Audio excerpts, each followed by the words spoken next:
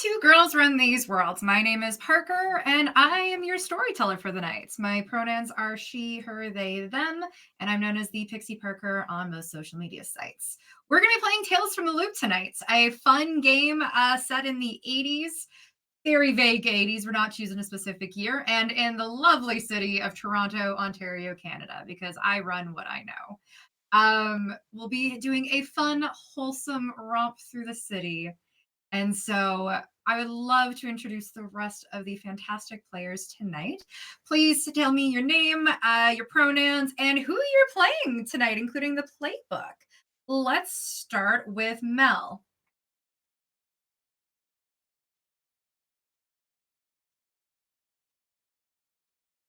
Mel, you are muted. Hello. Good evening.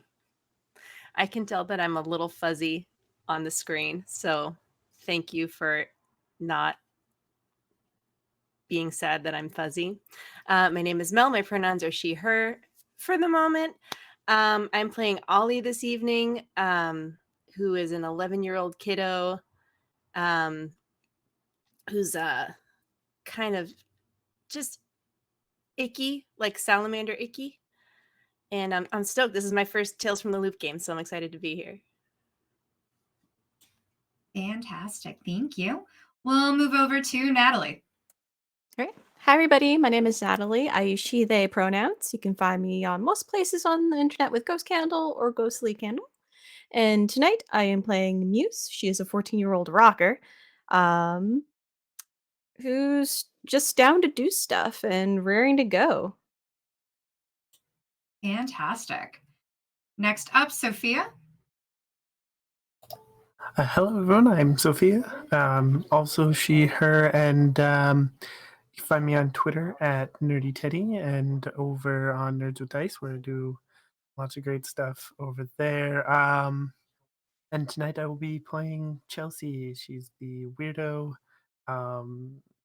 She has her camera, and I hope to get a picture of Bigfoot. I love that. And last but certainly not least, Archival Dust Bunny, Anna. Hey, I'm Anna, aka Archival Dust Bunny, most places on the internet, queer and trans advocate, museum worker, and TTRPG streamer and podcaster, and associate producer for Response Team Omnicron, a Lancer actual play podcast. And I am playing Elizabeth, the bookworm. She, her pronouns, very much into fantasy and just reading all over the place. Wants to be an archivist one day and is very into museums. Which is great because everybody is going to be meeting later on at what is known as their hideouts. With this, it happens to be in an old basement room, an old classroom in the basement of the Royal Ontario Museum, also known as the ROM, as everybody here belongs to a junior archival curator program. However, before they get to that point, they are each spending part of their Saturday in different spaces. We'll start off actually with Muse. Muse, you probably spend your weekends at Honest Ed's, right? Oh, yeah. There's lots to see there. What do you find yourself perusing the most while you're there? Well, I tend to end up in the records department. Music's my thing. The guy that mainly runs there is pretty cool, so I go in there, chill, flipping through records. I've probably seen them like a few dozen times at this point, but sometimes I find something surprising in there. The art's pretty cool. What does Muse look like? Yeah, so Muse is a kind of slight built girl, pretty lanky and tall for her age. She wears a black beanie with a patch on it, has long dark hair. She has this like old beat up brown leather jacket that she thrifted from a store. And of course, with it being wintertime, she's in layers. So she's got red and black plaid. She's got shirts and little tank tops and stuff, and dark black jeans with patches all over them and tears at the knees, and big black combat boots. I love it. I love it. So as you explore through Honest Eds, there's somebody who runs the records area of this that it happens to be a good friend of yours. Who is this? Yeah, so I always forget his name, but I just call him the records guy. Um, he he just has like big poofy curly hair, is just chilling at like the counter, kind of bored, which I understand retail's boring and customers suck.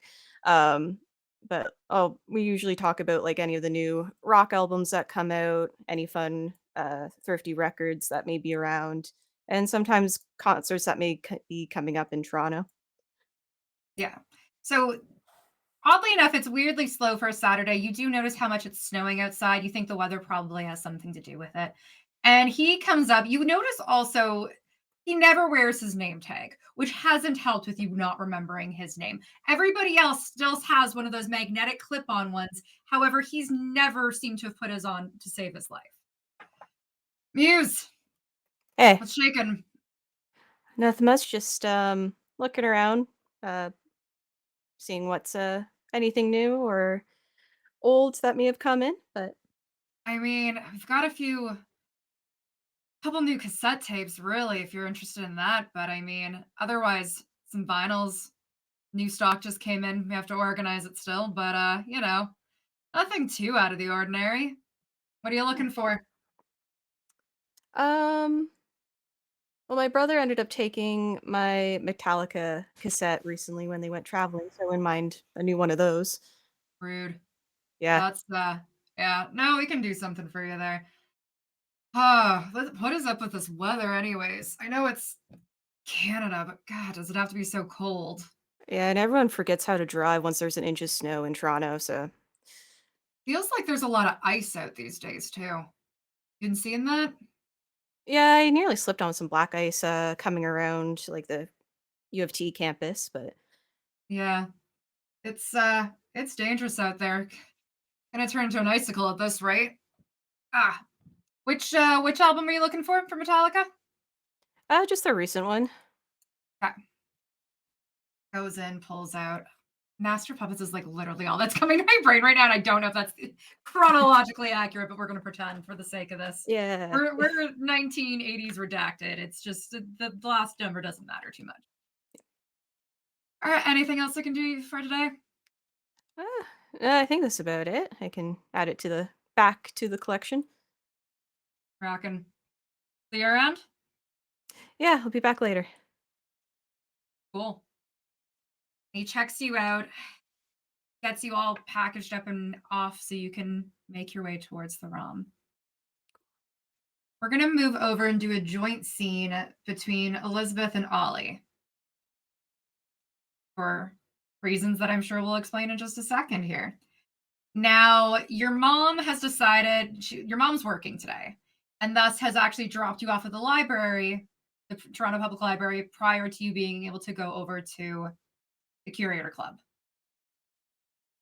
You are at the library. Where do either of you gravitate in this space?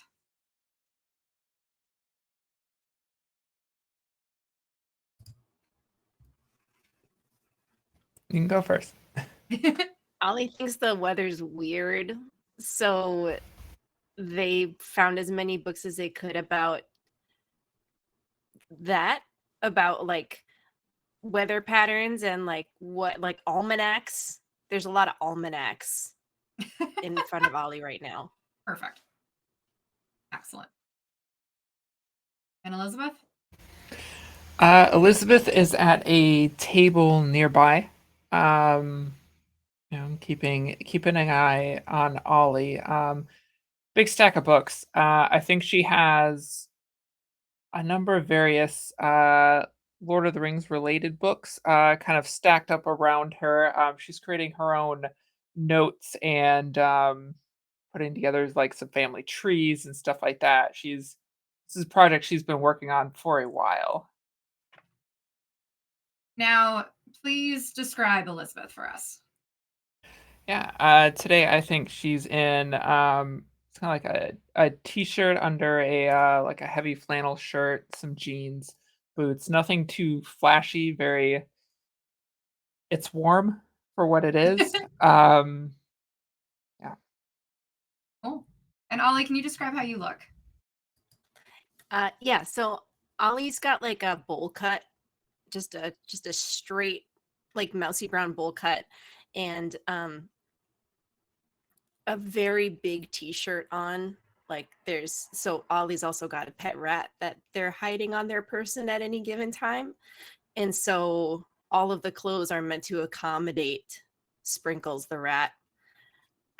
So big pants, or probably like not cargo pants because we weren't doing that yet. It was like just oversized pants with a belt, and then like a big black t-shirt. Fantastic. So as you are perusing through the almanacs, Ollie, you're specifically trying to figure out what's going on with this weather. The fact that it's starting to snow quite a bit, right? Yeah. Okay. As you're perusing through this, you hear a familiar voice. And just, Ollie, is that you there? You look up and it's your science teacher. Talk to me about your science teacher. Oh yeah. So Miss Frem is a science teacher, and she's like a 50-year-old lady who wears like checked shirts and like khakis and has like a really short haircut. And I think that Miss Frem is probably the coolest person that I've ever met. Because she like, but I'm also mad. I'm mad because she has like shared in like terms that like she couldn't get a better job than this because of like sexism. Ollie's really mad about sexism in general. Fair. That's fair. So she comes over and just starts looking at what you're going over.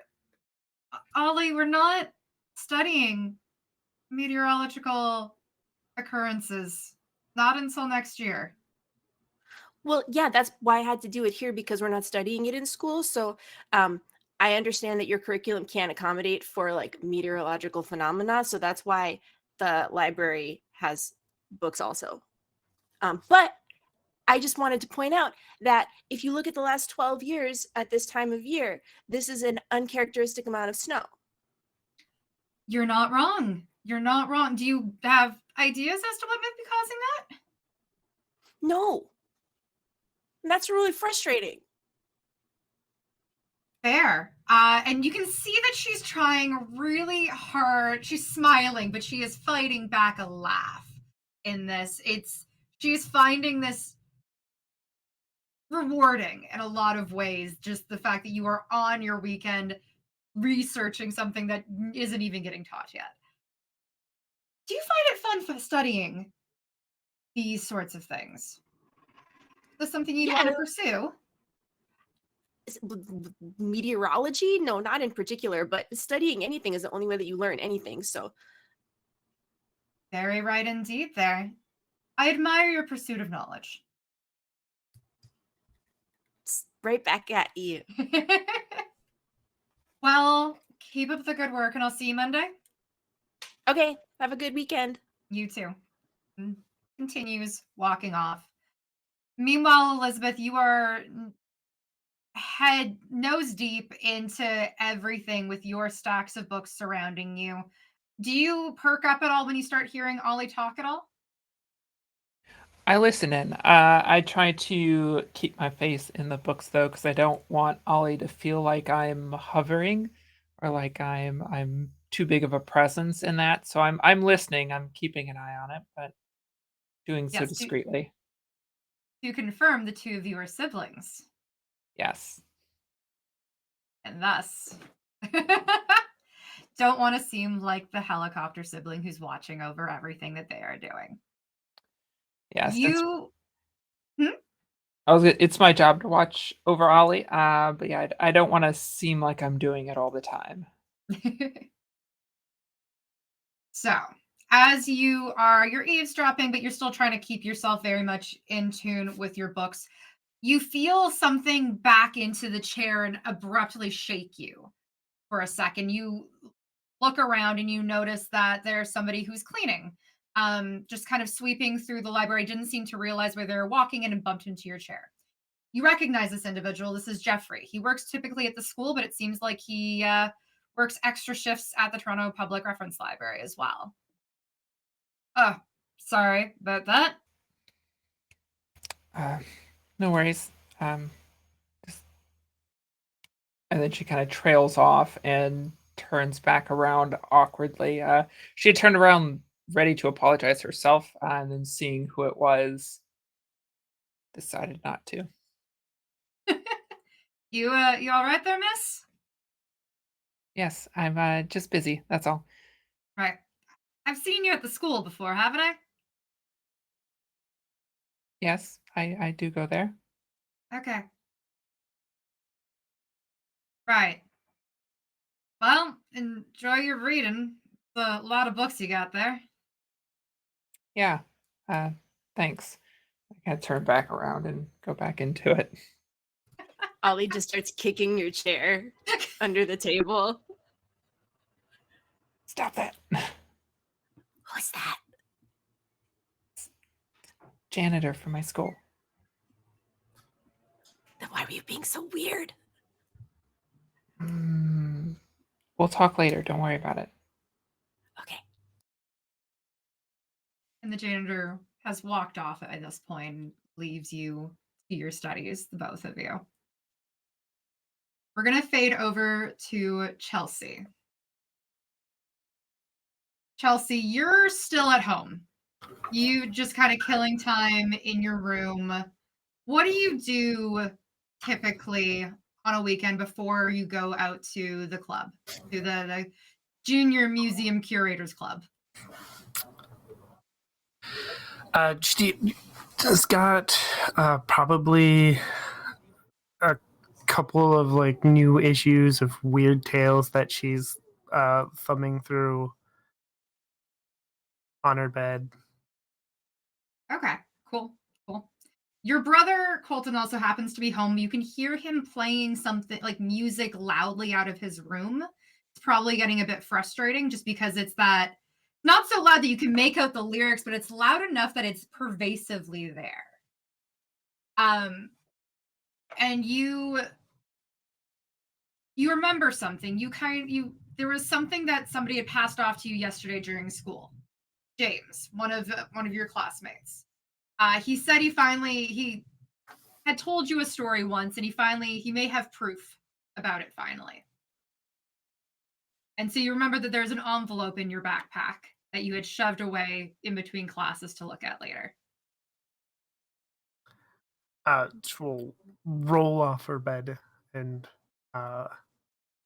scramble over to her backpack, and I think she just dumps everything out and then grabs the envelope and tears into it. Can you describe to me what Chelsea looks like? So she has like, just barely shoulder length, blonde hair. She's always wearing a t-shirt and like a bomber jacket that's way too big for her. And then just like jeans and stuff. She's I mean, she's about 13, so she probably got like a little bit of like acne and stuff going on, but otherwise, that's Cool. Perfect. Excellent. So Chelsea, you dump what else is in your backpack? What else falls out of this? What were you keeping in there?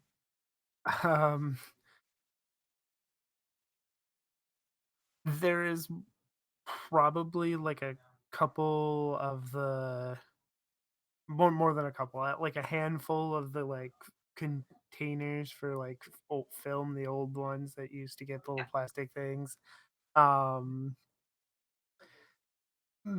Probably a couple of like textbooks for notebooks. There's definitely like a couple issues of Weird Tales because she's always carrying one somewhere on her, and I don't think there's any like pens or pencils because she always loses them. Fair. So as you tear open the envelope that James had like hastily shoved into your hands yesterday before leaving school, there's a handwritten note and two poorly developed photos. You get the impression that maybe this was taken and he developed it himself in like in the dark room that's at your school. And so it's not great. But looking immediately at these photos, there's two and they're fairly similar. They are fuzzy in nature, showing what looks like a wooded background and a blur of something, some shadowy blur of a creature. The problem is the lighting is all off. It's too dark to really make out any features. But James talked about how his uncle has seen Bigfoot. And so that he thinks this is now suddenly proof that he has provided to you. Reading through the letter that is also attached with it, you see he tells you, hey, my uncle's now paranoid. He thinks Bigfoot followed him home. I got these photos the other night. I think he's in High Park. I think Bigfoot is hiding in High Park. What do you want to do about it? And just left it there.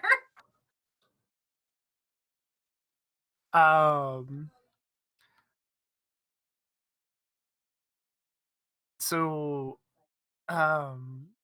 she stuffs the letter in her pocket, grabs her now empty backpack and just like starts shoving random stuff she thinks she might need, like couple new like film canisters and stuff. Grabs her like knit cap or whatever and pulls it on. Slings it over her shoulder. Thing goes out and like pounds on her brother's door and yells, I'm going out," and then makes her way Fine. out the door. Get a very disgruntled fine out the door. And then makes her way out, and she's I think she's gonna try to get to the ROM early so that she can like recruit everybody to go hunt Bigfoot with her. Perfect. Excellent. Which works perfectly as we segue into our next scene. So you are approaching the Royal Ontario Museum, this large, kind of weirdly shaped building, at least from the outside. Inside is decked out with all kinds of exhibits. You have your passes to get you through the doors. As part of the curator program, you get some extra entry into there. You see a lot of promotional images right now. There's a dinosaur exhibit that's been featured. And so you know that that's been a very big thing these days. There's a lot of people, surprisingly, in the museum as well today. A lot of families, some kids, people trying to escape the cold that's outside, or at least get in before it gets too snowy and people are snowed into their homes. You make your way downstairs to the basement where there are old classrooms. One that you've particularly taken up and you've been granted the usage of as this after school club that also happens to meet on weekends, or rather you just all seem to show up on weekends because nobody's actually going to give you assignments on that time. But there are a bunch of old desks and chairs littered across there. You've kind of moved them around and rearranged the room in a bit, so it's a bit more of a lounge feel. There's a big chalkboard, possibly with Bigfoot in one corner and a bunch of lines in chalk drawn across as to like possible sightings and whatnot as you've attempted to track this. And there's a number of maps adorning the walls. There are piles of books on some of the empty desks that have just become part of the scenery at this point.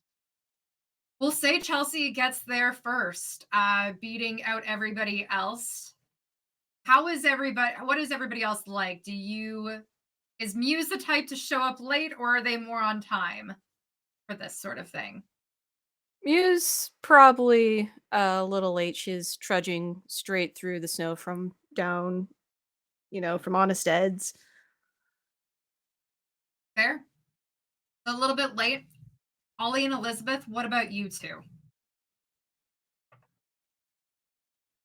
I think we're probably on time. I think I was keeping an eye on it. Yeah, we have like it's you're always like, okay, Allie, you have to put the books away now. And that's like 20 minutes before we leave. Yeah, It works though. we start early because we always end up rushing at the end of it to get the last of the books put away. But yeah, I think we still show up on time. All right. So you're all getting in for about 2:00 in the afternoon, early enough in the day, so it's still sort of light out. Days are getting shorter. You're losing light a lot quicker. Chelsea's already there, and maybe what, 15, 20 minutes ish late, Muse? Muse Yeah, walks in. roughly. How does this go? How do you what do you do when you first all get into your hideout?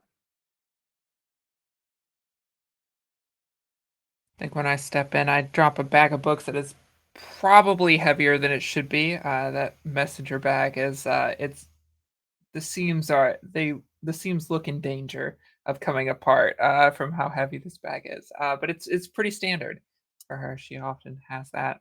Um, I just find my chair like over in the corner near where they keep the copies of the object files and all that. Probably have a few stacked there that nobody comes down here, so it's the stuff we pull out just kind of stays here. So it's just stuff I've been looking through over the last couple weeks.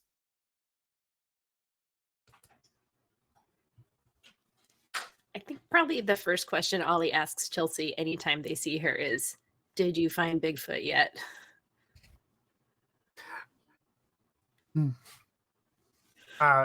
No, but I got proof Bigfoot is in Hyde Park this time, and it shows Ollie the blurry photo. Amazing. Yeah, like snatching them up or like, laying them on the table. Chelsea, I don't think this is proof. They look awfully blurry. That's why But we it's need to go to something. Hyde Park. That's why we need to go so we can get the proof. Is this going to be like last time though? We're out in the cold for hours. Sacrifices need to be made if we're going to get a picture of Bigfoot.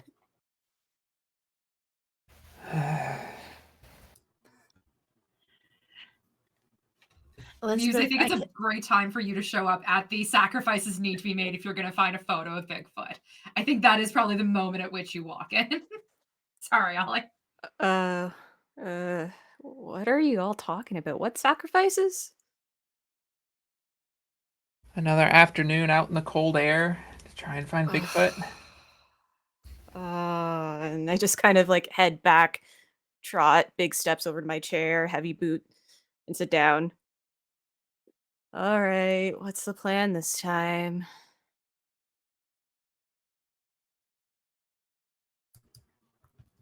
I think we all turn and look at Chelsea. Is there any clues in the picture to like what like area this was taken in? Looking at this, actually, I'm going to have you do a roll for the first one because this is a little bit tricky. So let's go with, so Tales from the Loop, what we do is on your character sheet, I'm going to pull this up properly so that way I'm properly instructing, because you're going to want to roll you're going to roll an attribute and a skill, and that will make your entire dice pool. So you're going to be rolling, we're going to go with mind. And I'm happy to say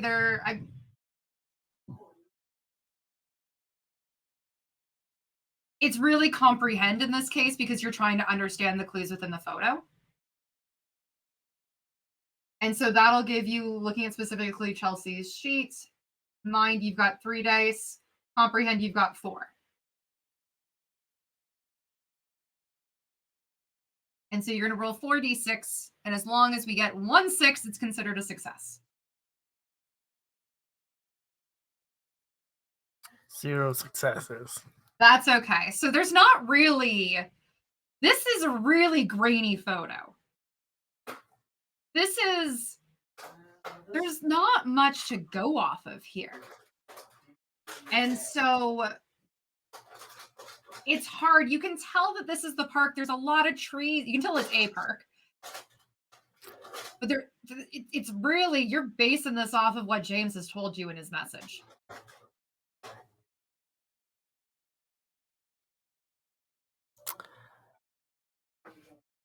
Okay, first, I think we need to talk to James and get him to tell us where this was taken. And we should search that area of the park so we don't end up searching the whole thing again. Does anybody else have any other suggestions? We can look at a map of the park and see maybe there's a place where a creature might hide.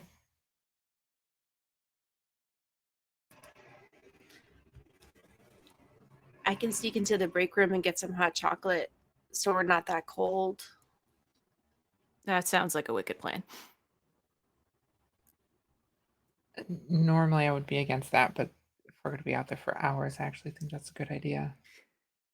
Don't get caught, Sick. please. I'm the one who will get in trouble. I have no sneaking, no nothing skills. I have no stealth at all. Yeah.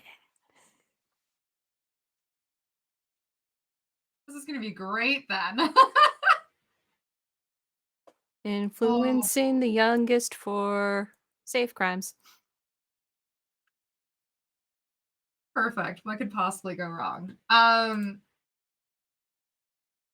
Is anybody going to help Ollie with this mission at all? You know what? Muse would be down. She will help Okay. on this hot chocolate heist. She's not that much better at sneak, but we can see what happens. I can distract. I have lots of questions. They know I come with questions. So it would not be out of the ordinary at all. Oh, you'd be an accomplice for us? Of course. It's so touching. I have to keep We are I the have to keep curator Ollie out of club. trouble.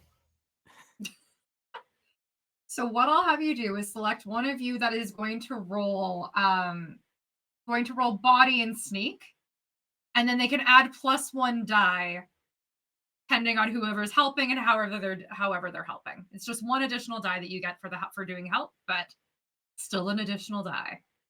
Okay, I can do the roll. I have pretty high body and at least 1 in sneak. Okay. How is everybody else? So Ollie, how are you helping out in this case? Ollie's probably going to look out, so they're just going to stand next to Elizabeth while she's peppering people with questions and just kind of like looking bored but looking out. Yeah. Perfect.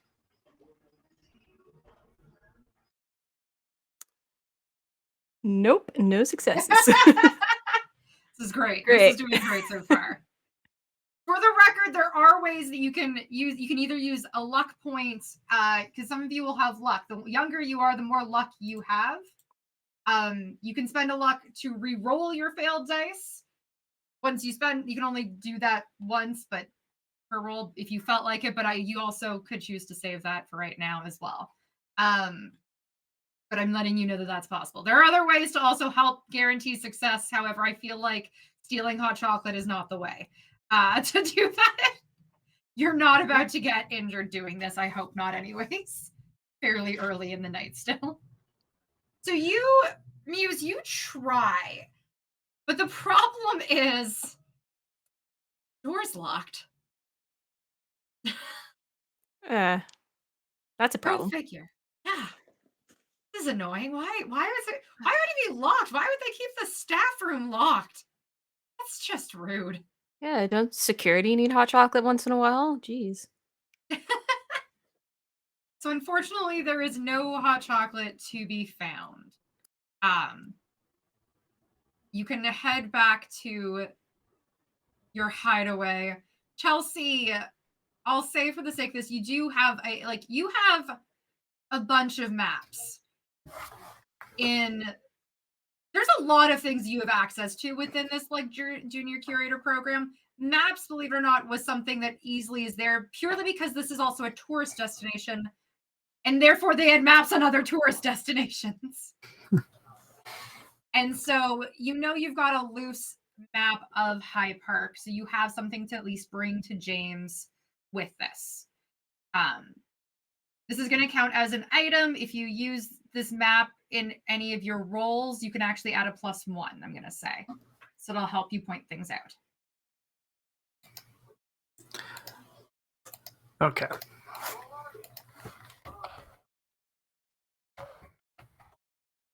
So the 3 of them return back to you as you're poring over these maps without hot chocolate in their hands. Yeah, heist was a bust. Who locks a break room? Everybody can't possibly have keys to the break room. What if somebody needs a break? I'm going to mention that. You do that. I'm just going to fill out a complaint card. How frequently do you fill out complaint cards? Just out of curiosity? I try to keep it to 1 a week. Word That's being good. try. Yeah. Well, because sometimes they just don't fix something, so I have to fill out another complaint card. They Just... yeah. There's an entire pile of your complaint cards. I think you have your own bulletin board at this point. You are very well known, Ollie. It's fine. Yeah. Well, it's because every card I put in has like a residue on it, so they don't even have to read it to know it's from me. Fair. Okay. All right. So what's the plan? What's next? It sounds like we're gonna go visit James. Yeah. Okay. So James fortunately has been living temporarily with his uncle Eric, and they live not that far away from the High Park area. As we transition to this next scene, you will all start to board what is called the TTC, the Toronto Transit Commission. This is where I have fun in going through the silly little details of my city. You board the subway, you go underground, and you get on the train, and you get off at the High Park subway stop. As you exit, there's something weird that you see out of the corner of your eye. You've made your way up the stairs, and as you're about to exit the doors, there's like an icicle. And not an icicle, it is a full ice block. Like the corner of this station has just been encased in ice, but it looks like there's something in there.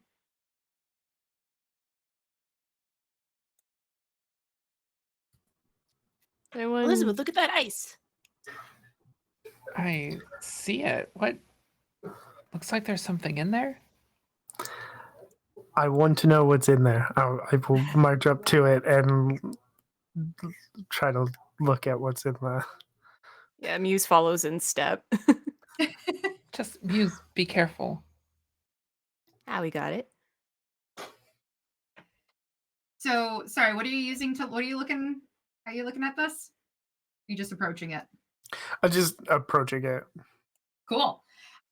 What you do is as you get closer to it, there's something, this total ice block comes up to about 2 feet, 2.5 feet off the ground. Like it's a sizable, but it's on such a slant that it takes just the corner and just starts to look like it's part of the, because it's this plexiglass enclosure at this point and kind of just seems like it's part of that.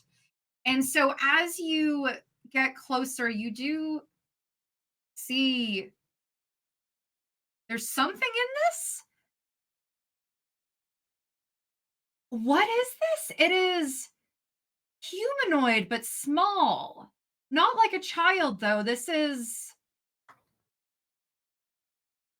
got a really tall hat.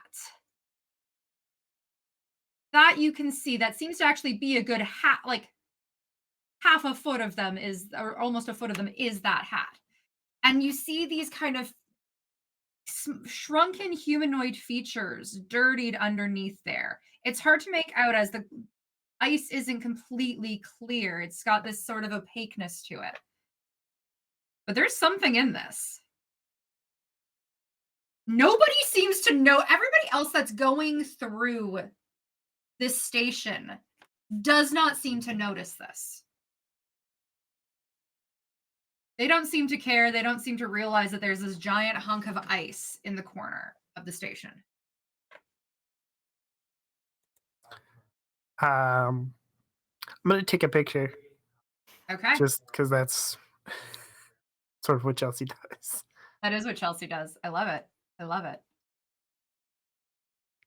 Do you want my hand in there as like a reference of size?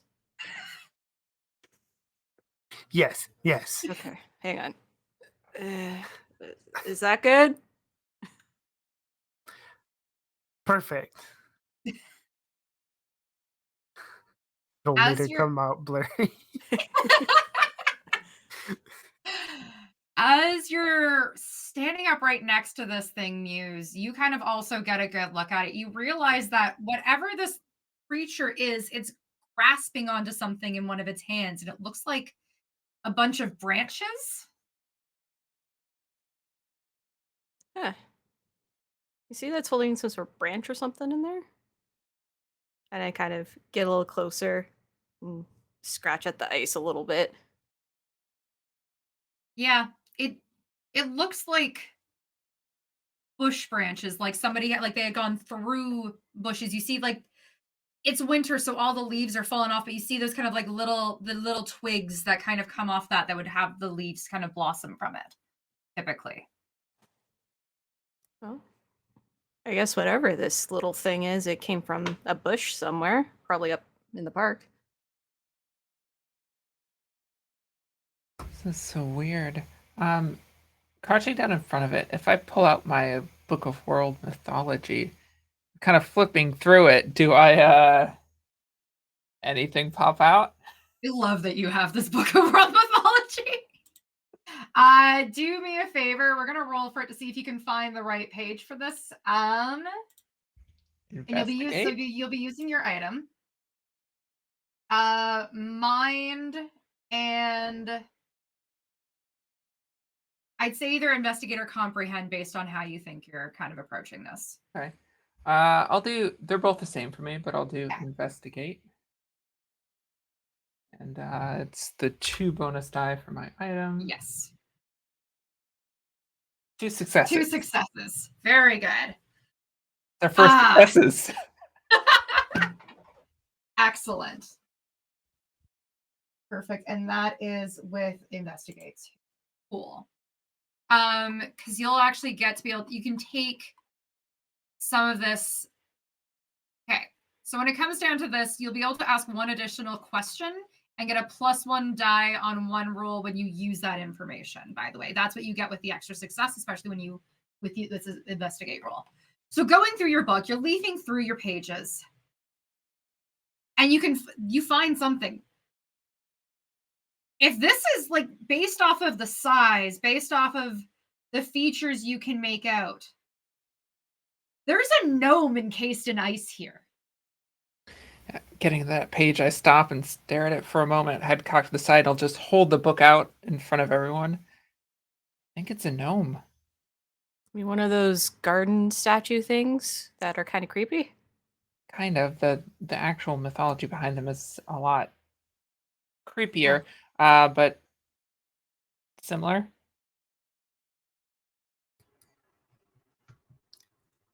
I think Sprinkles has probably escaped from Ollie's coat and is just like licking the ice.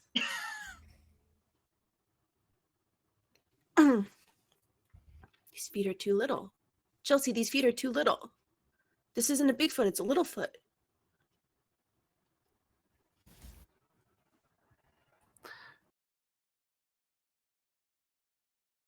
I don't think I don't think we're calling it a little foot. But no, it's definitely not Bigfoot. So you won't settle for just any mythological creature. It has to be Bigfoot today. I mean, I'm happy to get pictures of any mythological creature, but it is always Bigfoot. It's I that was passion, that drive. You gotta, yeah. just hoping to find a way to be warm this afternoon. Looking at my book, for my extra question. Yeah. Where does the book say that these creatures, these gnomes, normally live? These gnomes typically find solace in underground tunnels. Okay. To give you the impression that it was trying to make its way to the tunnel from wherever it came from.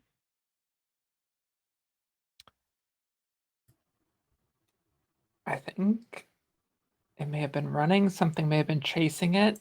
Oh, we see the pieces of bush that it has, and they live in tunnels. It very well could be making its way there. Yeah, should we try to rescue this guy? Like, can you hear us? There's no response. That's fair. I don't know that something could survive this, but then again, I don't know gnomes very well. Yeah, maybe it's just like a hibernation. Maybe it's like a cryogenic situation. Ollie's gonna lick the ice. They've been wanting to the whole time.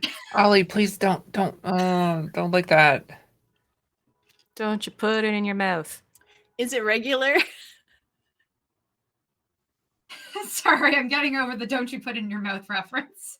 Anybody go Google that. Go look on YouTube. It's a great, great Canadian ad. It'll set the tone and give you nightmares for a while. It's fine.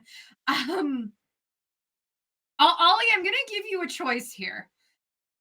Either your tongue gets stuck to the ice or Sprinkles' tongue does. One of you does. And I'm letting you choose. Well, it's not gonna be Sprinkles. I'll tell you that.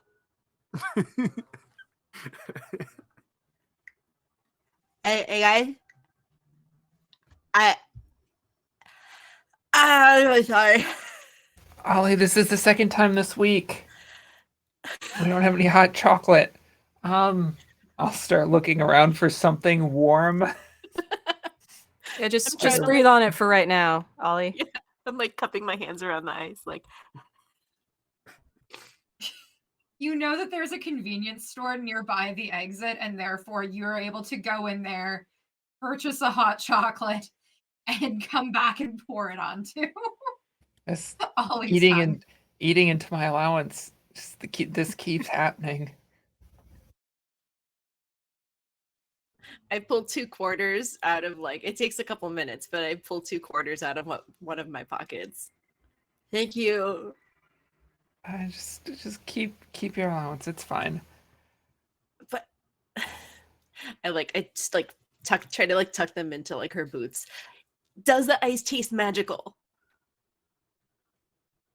No, it tastes like ice. Well, now we know. I will turn and look at Muse. Do you have anything sharp? Not on me today. Here, and I'll just pull off my leather jacket and drape it over Ollie's head and around the ice a little bit. Try to create a hot pocket. It's all right. And I could try busting the ice. Oh, if we're gonna All right. try and get the gnome out, that could work. All You right. want to try to bust the ice? That's going to be body and definitely body. And force, really. All right. Let me try and punch this ice. I believe. 2 successes. There we go. So I crack it in the top and crack it in the bottom. Amazing. I Cool. accidentally rolled a set one. So with this, I'm going to say you avoid any collateral damage with this. You don't, there's no damage to you. There's no damage to the creature within. Okay. And as you are able to break it, you crack it, and this just You manage to find a really good fracture point of it, and it just starts to like crumble away from the body, and it falls away, kind of cascading across the tile floor of the subway station. And this small body, you see it clearly, more clearly now, just these ruddy features, dark, dark pools for eyes that are still stuck wide open, mouth slightly ajar.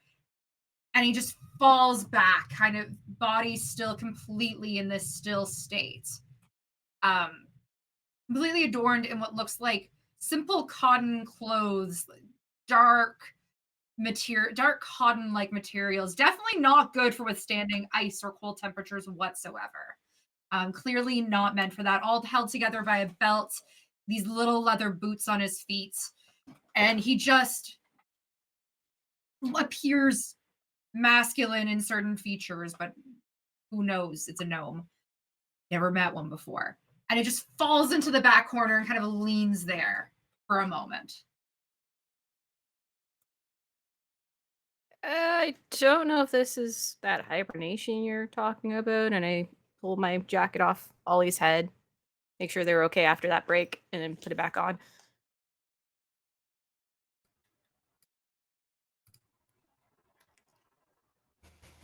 Eventually, you see a slow blink of the eyes as they close and reopen.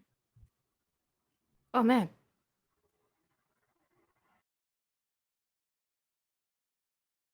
Don't freeze me again! I don't know. I don't want to be frozen. That wasn't us. We can't freeze anything. Hi? You sure? Yes, very sure. Hi. Hi. Okay, because somebody came and they froze me. And I was just trying to find. Oh God, where am I? Who are you? I'm Ollie. Hi. Muse? Elizabeth? Hi. I think Chelsea's currently doing a celebration dance in the background while everybody else talks to them. Are they with you? Yeah, that's Chelsea. Hi. Oh yeah, do you know Bigfoot? Who? Bigfoot. No. Bigfoot, I guess Sasquatch, not. big, Alright, hairy, large feet. I mean, my brother's got really hairy feet, but he's about my size, so I don't know if that's the one you're looking for. we can cross off that not all magical creatures know each other. It's a bit Was of a worth a rude try. assumption. Why do It you think I is. know everybody? Oh no, we were just looking for Bigfoot here, and then you were here instead. So Cool. I apologize. Can I go now? First, can I take your picture? I don't. What? You want to take what from me?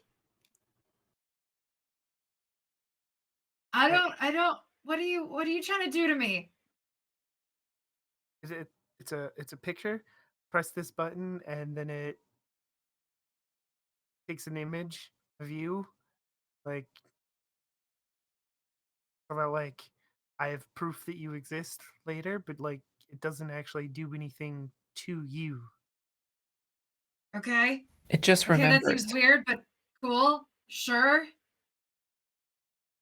Do I just stand here? Yeah. Okay. It's fine. He just kind of like straightens himself up and he's like trying to seem really tall now in this moment. All like 2.5. He's like, is this good? Yeah? You look wonderful. Perfect. Thank you. Snaps the picture. Okay. So now you know I exist. Okay? But you can see me. My brain's just starting to come back to me. This is taking me a moment. You can see me. Of course you can see me. I've been talking to you. Yeah, it's This a is bit of a weird. giveaway. Yes, we can see you. You are trapped in ice. We freed you. Okay, thank you for that. Yeah. Um, Are you like running away from something or? yeah, there was this creature, this I don't know, monster. It was angry. That's all I know. It was angry and upset. And then I was nice. And I was just trying to, I don't know what I'm doing here. I am not from here. I don't think this is not familiar to me unless I've just completely forgotten everything. I don't know. I don't know. So I figured go to what you know. And what I know is underground.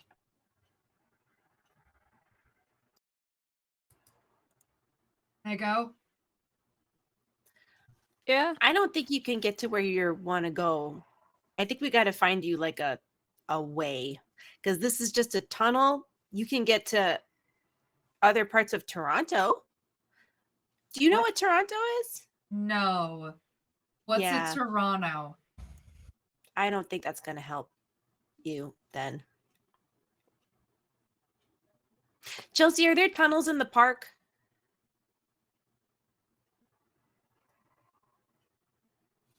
Chelsea, there's no tunnels in the park that you would know of. Not that I know of, no.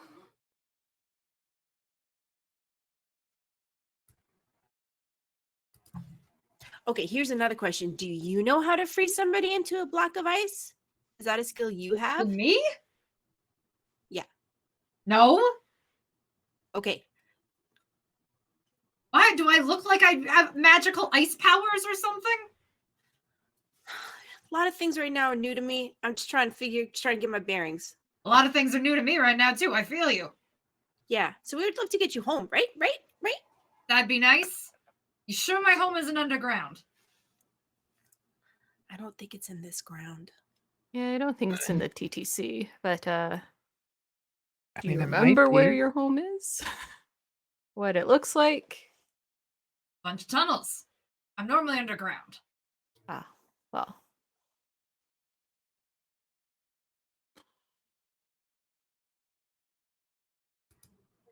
And for all we know, it could be in this ground. I mean, we don't really know. I don't think any of us have spent much time underground. It could be a hole or tunnel or something here. Wow. Listen, all I know is I ran through a bunch of woods. I ran through a bunch of, and he still realizes he's holding on to these branches at this point, and he's been like waving them like an air flight traffic controller almost. You see, I ran through something. Not used to this. What is this? I don't know what this is, but I ran because I was chased. I was given something, and I just saw a sign that I thought might lead me underground. There was stairs. I don't know why there's stairs. That feels like a weird way to do this, but I don't know. There's somebody out there. They're freezing people. You gotta don't get frozen. Okay, you seem like nice kids. Can I see that branch, please? Yes, you want it? Yeah. Gives it to you. Great. I would like to see if I know what kind of plant this is from. Smart. Do me a favor. You are gonna do mind and comprehend.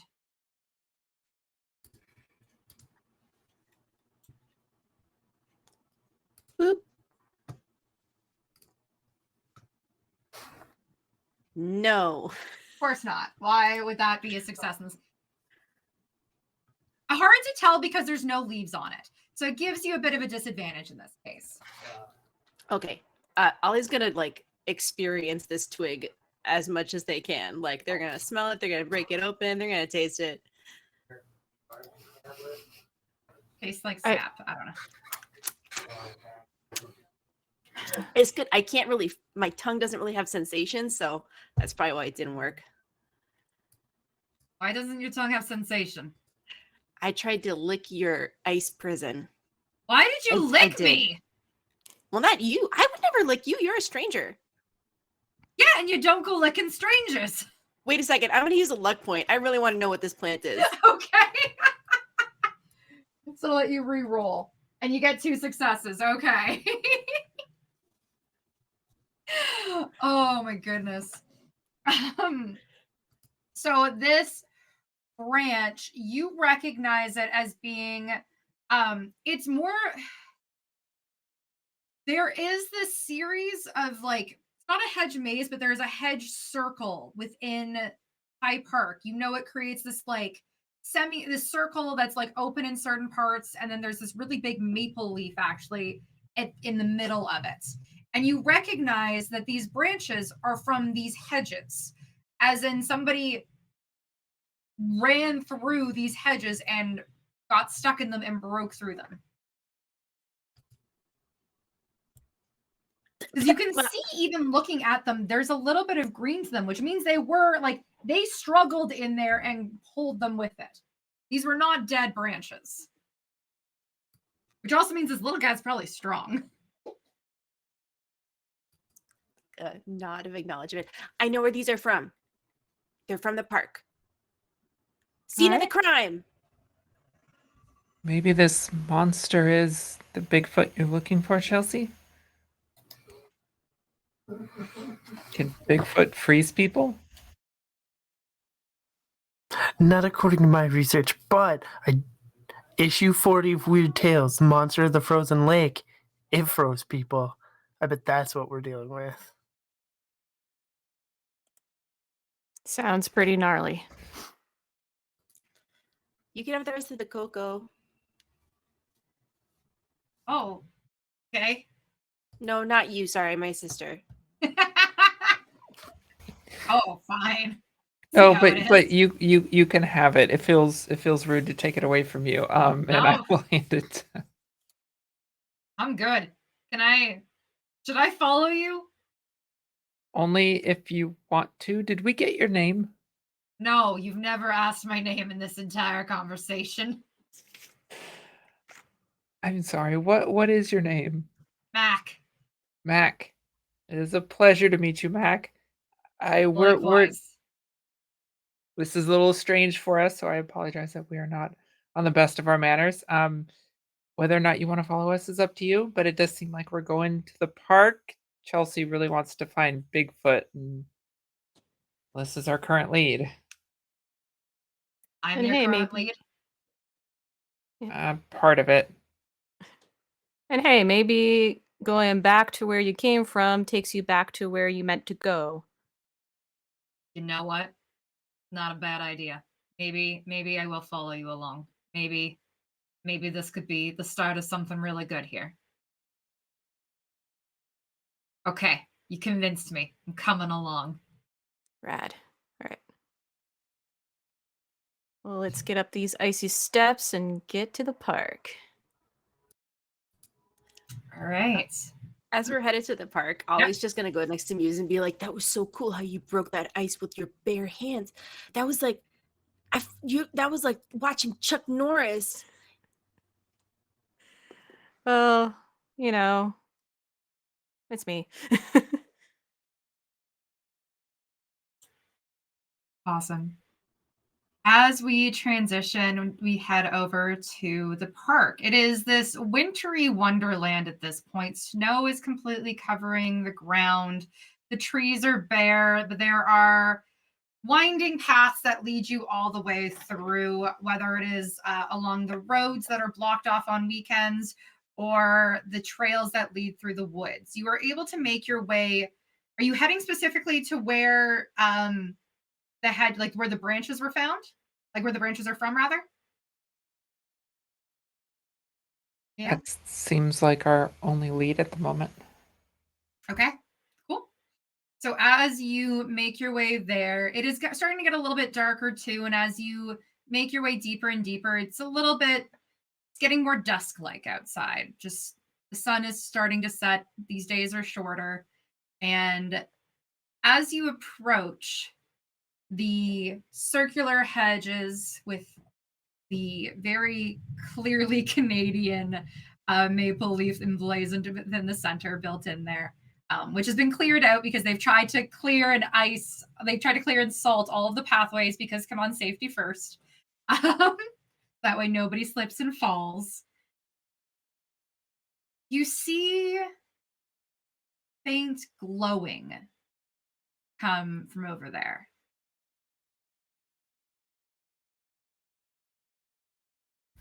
Does this park normally glow?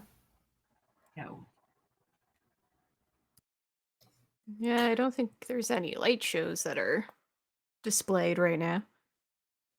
I don't come out here much. I was hoping maybe it did. I think that may be where we're going. Sweet.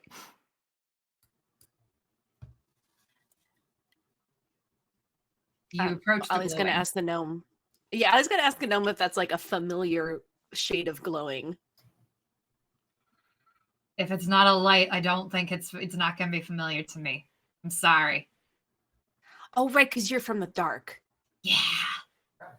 Normally I'm underground. Normally I don't see any of this. This is a lot more. Actually, it's not even green. There's no green. It's kind of weird, actually. It's a little bit like home. Cold like home.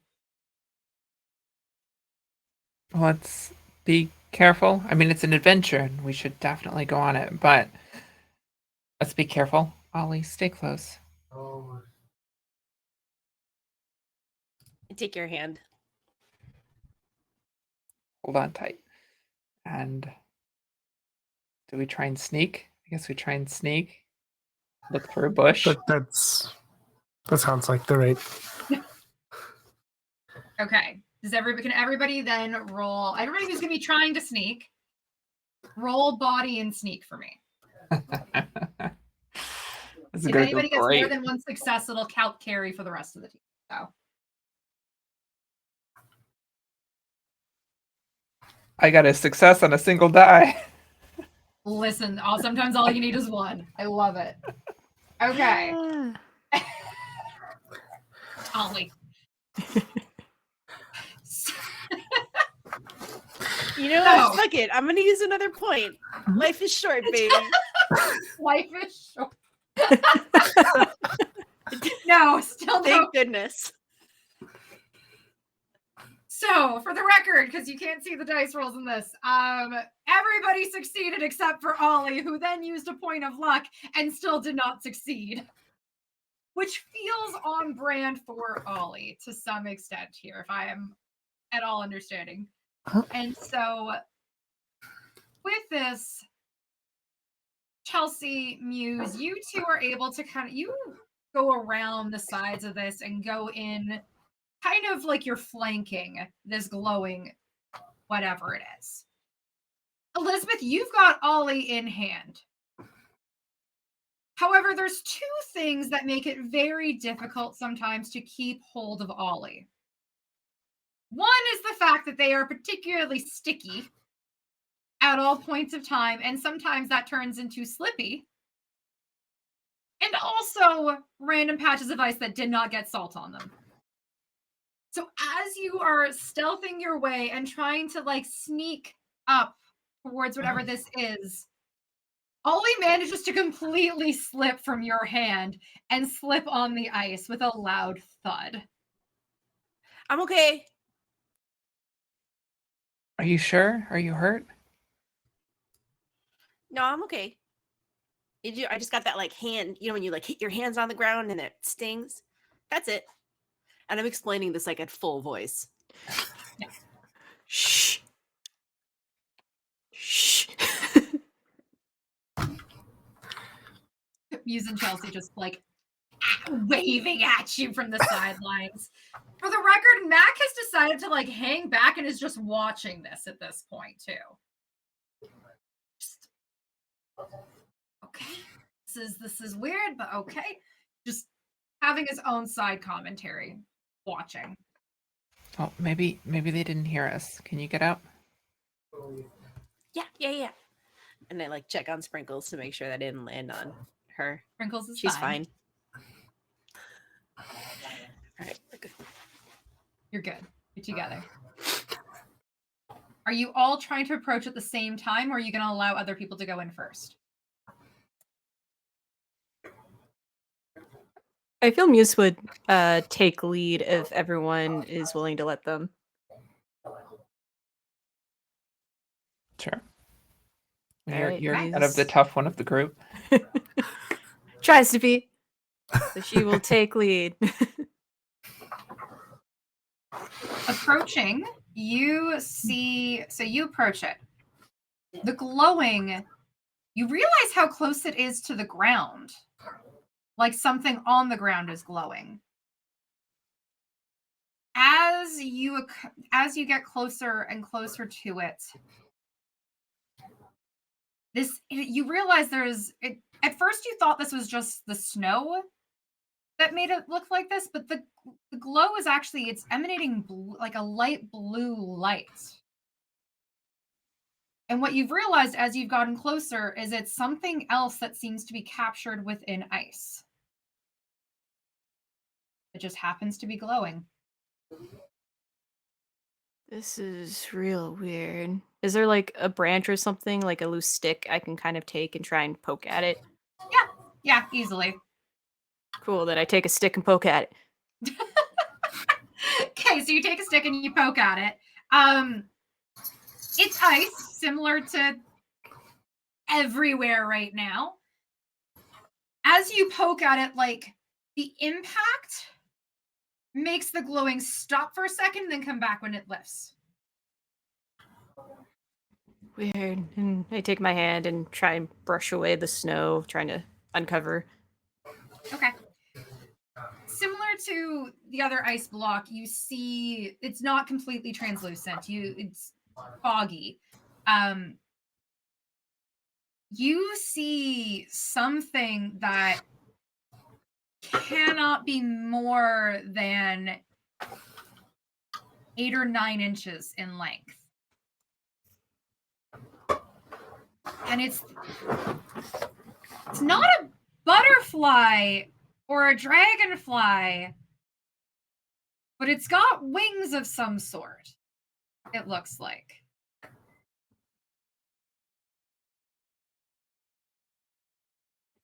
And it's just giving off this it's hard to see because that's all you can see is the wings and then a body? Question mark? Break it open! Break it open! Oh, right. Mac. Wait, You taught me like that. wait, before you do, Mac, do you recognize this? What it is? Oh, you need my help, do you? Okay, let me. And he kind of like lumbers over, just like, because it's his tiny little stubby legs. That's half the reason why he kind of keeps falling behind at this point. He does not move very fast. Tumbles over, kind of walks over. Now there looks like a pixie. Do you have those in these parts? No, are they dangerous? No. I mean, well, it depends. Do you piss them off? Yeah. Anything's dangerous if you piss them off, though. Even me. I can be dangerous. I know I'm short. Doesn't matter. I believe you. Thank you you. can totally take out ankles. Thank you. Right. Yeah. Anyway, same dealio. I guess your Bigfoot ice monster was able to get this one too. I guess. You gotta bring that thing down. Or put it on a leash or something. Like, whatever's going on with this, like, I don't know. This isn't good. Guess maybe we should break it open. Sorry, Muse. I just wanted to make sure it wasn't dangerous before we. No, that's fair. I'm going for it anyway, and I just crack down, like hammer fist down on it. Perfect. So that'll be body force again.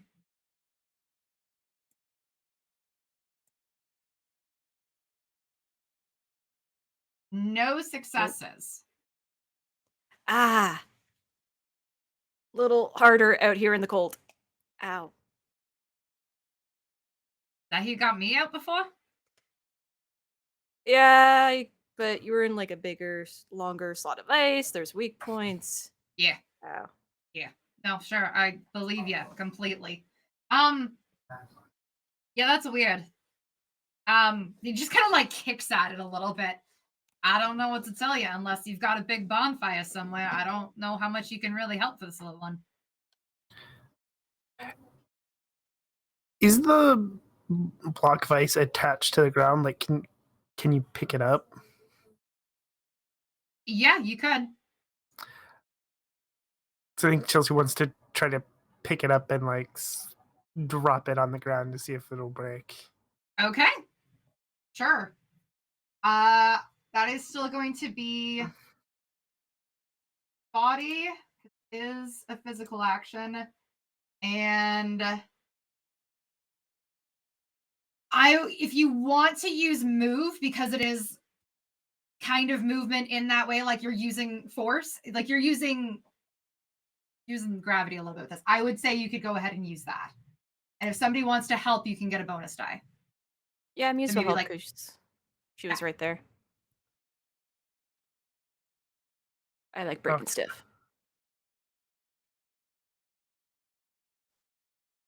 2 successes. There we go. So you both lift this block of ice up and smash it onto the ground. The blue light actually going out completely for a brief time as it hits the ground. As you see this ice prism just kind of rumble from around its body and just shatter across the stone floor that you've got here in this little pavilion. Eventually the light starts to slowly hum back into life a little bit, and you see this little creature, looks like a small humanoid with wings that are iridescent and start to flitter, eventually float up. Okay, so who is responsible for this and where am I? Some possibly ice lake monster. You're in High Park in Toronto.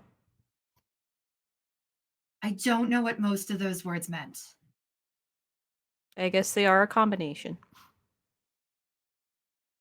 I'm sure they make sense, but they do not to me. Okay, well, it wasn't us. We found you frozen, just as we Okay. did our friend Mac here, and I point to Mac. And we helped you. Okay. Yeah, none of you look like the person that did this to me. Did you see them? Yes. What do you mean you saw him? We got hit out of nowhere. And she gives him this look of like, what are you talking about? No, there is.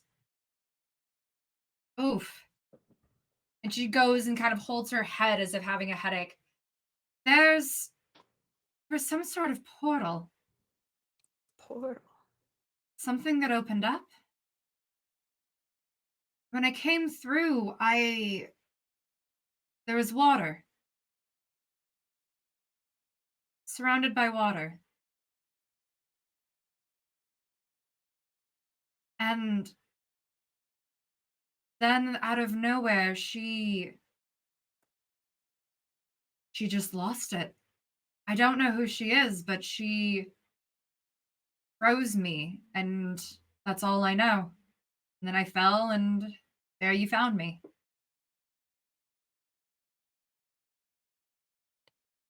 Water. Does that sound like maybe the lake? Let's kind of look at everyone else. Possibly. I can't think of another suggestion. Yeah, I'm in agreement with that. I can't think of anything else either. You said you saw her. Can you describe her, the one who froze you? Angry. That's most of what I can remember. She was like a snowstorm.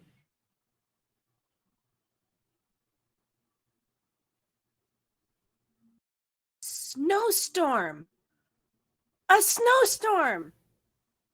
Okay. All right.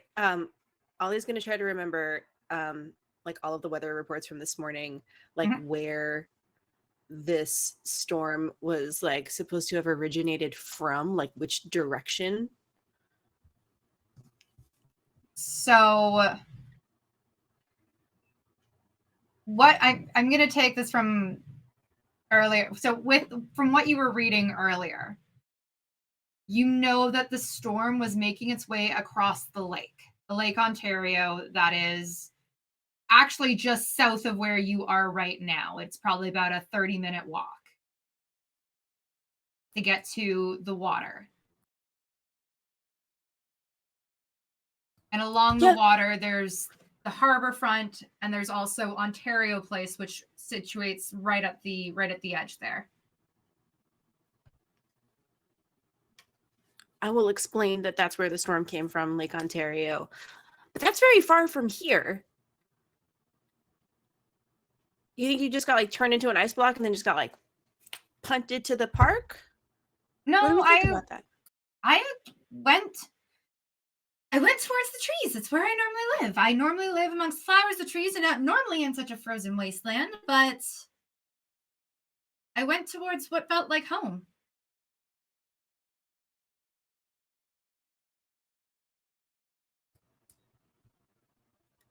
So let me get my chronology straight. You saw a portal, you went into the portal, and then you were in a place surrounded by water. And then Well, it was in a building. And then I went out, and then there was water. And then I went towards where I saw trees. And then the snowstorm caught up with me. Ah. Did the snowstorm follow you through the portal? I don't. Maybe.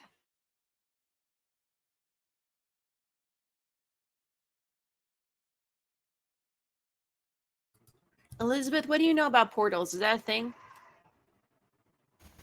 It's mentioned in a lot of stories, especially stories featuring kids who get to go on an adventure. They often end up going through portals, but as far as less fiction, and I will pull out my mythology book again. I catch all weird stuff in the world book. I love it. I'll flip through it. I'll go to the index and look for portals under P. Perfect. So please roll mind and comprehend. And +2 because of your book. It was like the best selection for an iconic item ever. I will. I'll look under S and T as well for space and time portals. One success with all of those bonuses. Still good. Excellent. Going through, and you do see portals is a thing, less so in time, more so in there's a variety of different things that you find in the book relating to portals, whether they are fairy circles, whether they are there's a variety of different things that you see that they could be with respect to mythological creatures. A lot of the times they are you'll notice that they are connected to the Fae and portals between realms. And that seems to be where a lot of your book of mythology seems to lead you towards, is that sort of understanding.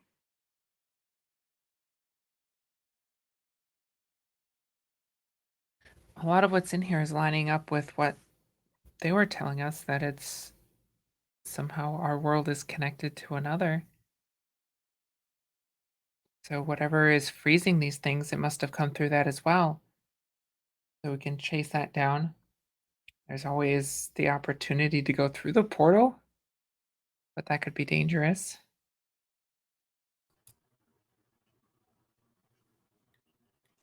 Miss Pixie. Oh, I'm sorry. We did it again. What's your name? Sorry. You hear Mac grumble in the background as he realizes that you all forgot to ask another creature's name again. He didn't either. So I know he didn't. He's just being this judgmental little dude in the corner, okay? That's just him. Periwinkle. You can call me Periwinkle. it's nice to meet you. I'm Elizabeth. Nice to meet you too. Muse. Lovely. Chelsea. I'm Ollie, and this is Sprinkles. Hi, Sprinkles. And she like goes right up to Sprinkles because it's really exciting to have somebody be the same sort of size as her, finally. And so very excited. Great. I mean, I'll like hold up my other hand, and, like if they want to have a little conference, I'll just. And they basically, she just kind of like boops the nose of the rat. That's just how this is going now. Great.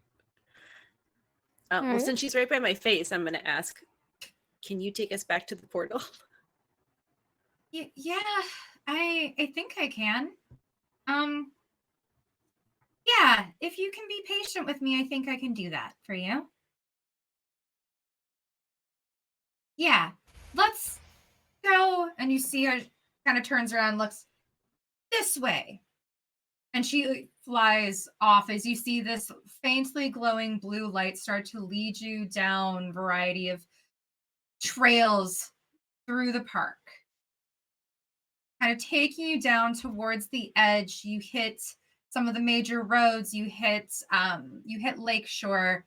And as you cross over towards the water, she starts taking you towards what you see in the distance as this large domed sculpture that you know is belonging to Ontario Place. You know that this is in the summer, it's a lively event space with water slides and rides, concerts, and a lot of different festivals that happen there. While in winter, it is completely dormant and quiet, kind of like a ghost town of what was.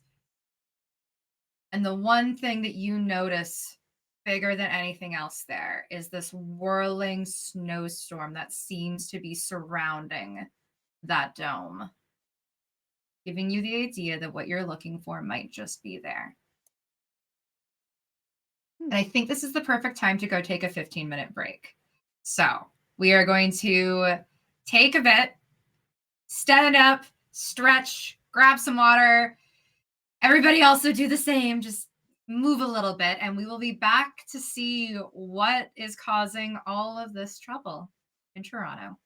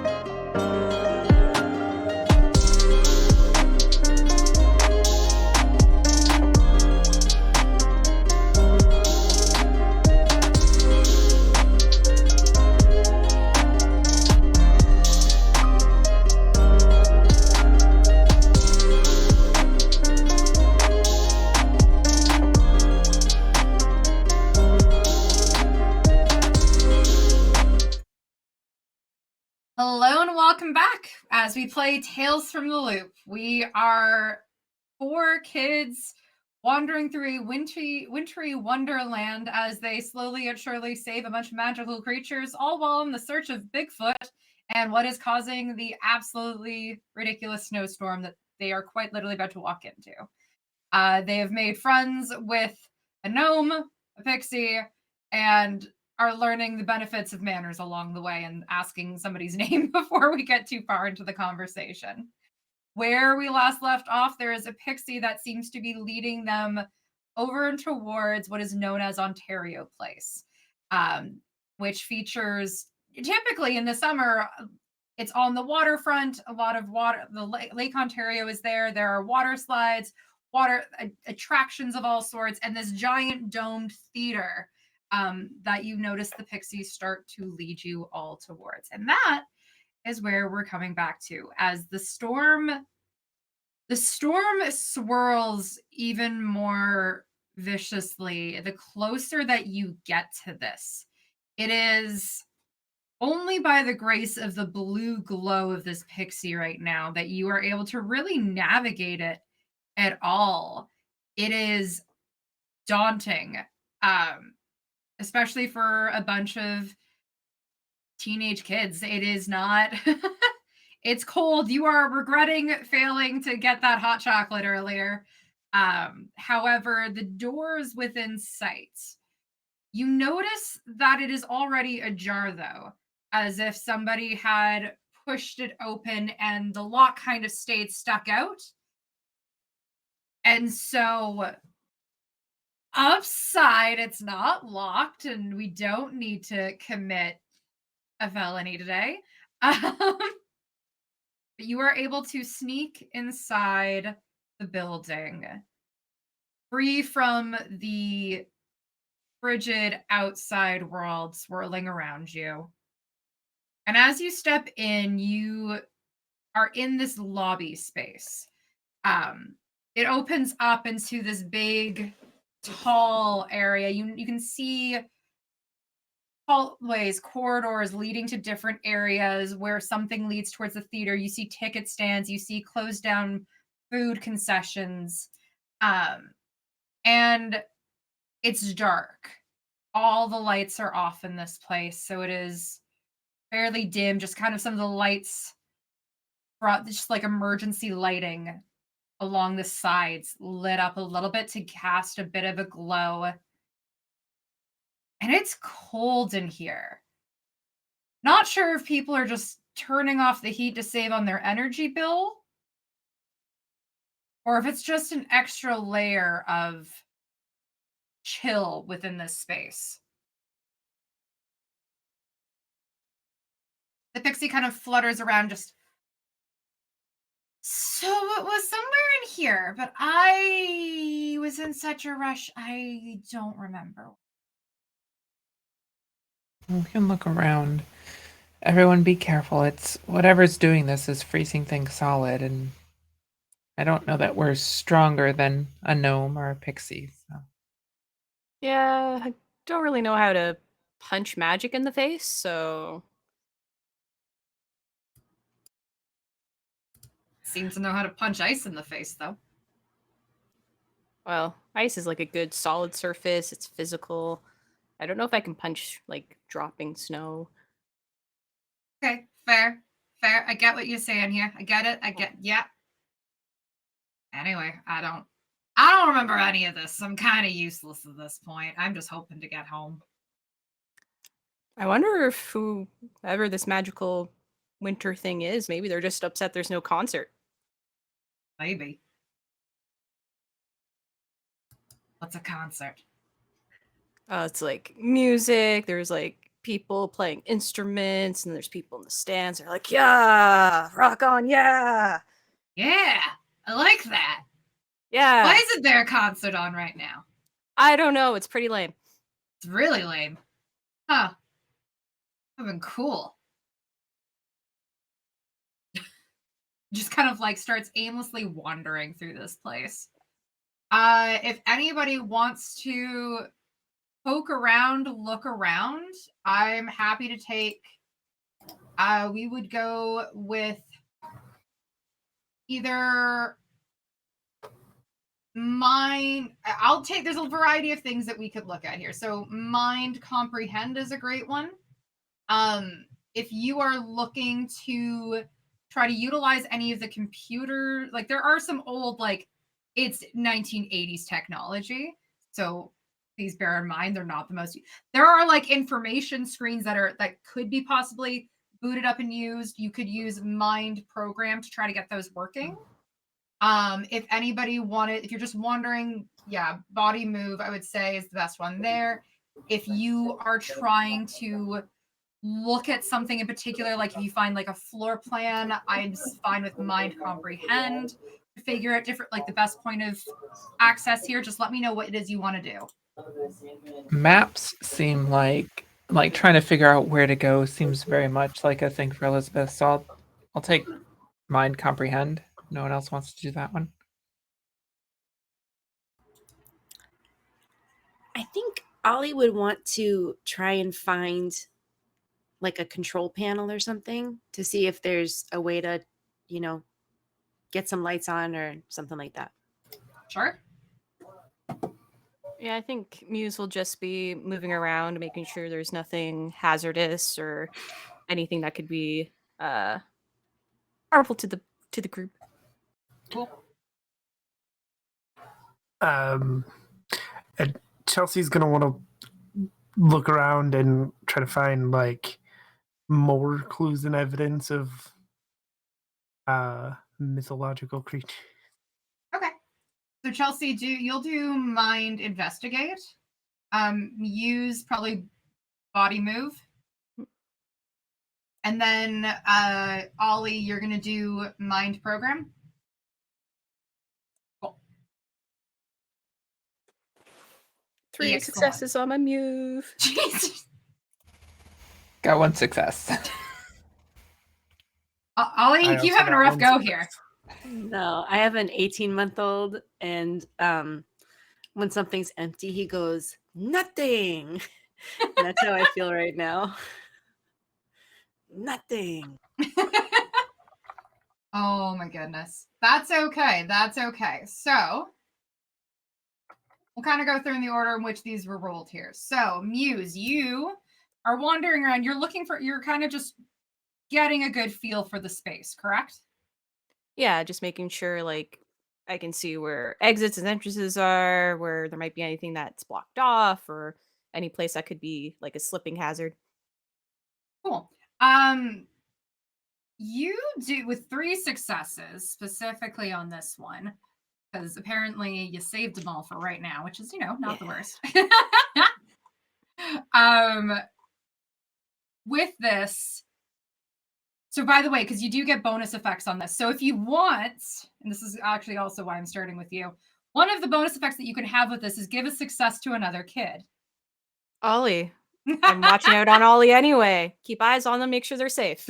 Excellent. Perfect. The other ones don't really do as much in this case, so this is one of those good to be able to pass on that good fortune. So actually, what probably if you don't mind, what probably then happens as you kind of go around and you start poking around, you're able to actually find the control panel because Ollie, you were struggling for a minute. You could not find this to save your life. It's really cold in here. Fair. It's fair. So you managed to find the control panel. You pull over Ollie in order to help them do their thing with it. Them being the computer geek here and therefore going into that. You do, however, notice that there are a set of stairs going down, it looks like, that is blocked off with a chain. It's locked that way. You notice that there's a bunch of ice that seems to be on those stairs. So danger in general. Nobody's salting the insides of these buildings. So Ollie, because that's shared success here, you found a control panel, and so you're able to play around and get, it looks like, some basic lights going. Doesn't seem to get a lot of the technology up and running, but you at least have like the overhead lights going. And it's at least perceived warmth as opposed to It's still cold in here, but the lights being on makes it feel at least a little bit better. And you're not surviving by the day glow of the pixie that's in this. Mac kind of stumbles over and just, what you doing? What you doing there, kid?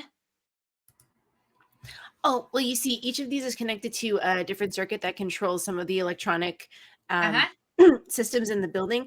And since this is a larger sort of public structure, a lot of these are on bigger circuits. So what I'm doing here is I'm trying to determine which ones are going to be most useful right now. None of that made sense to me whatsoever, right?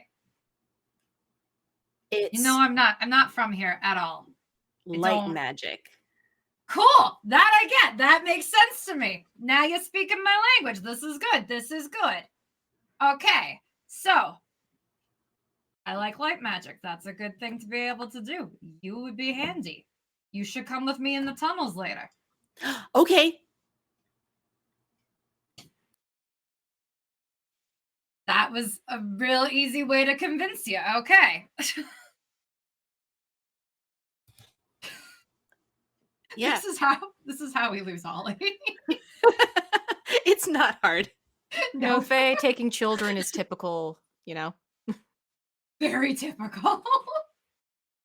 Keeping an eye out for Ollie is a full-time job that Elizabeth currently does.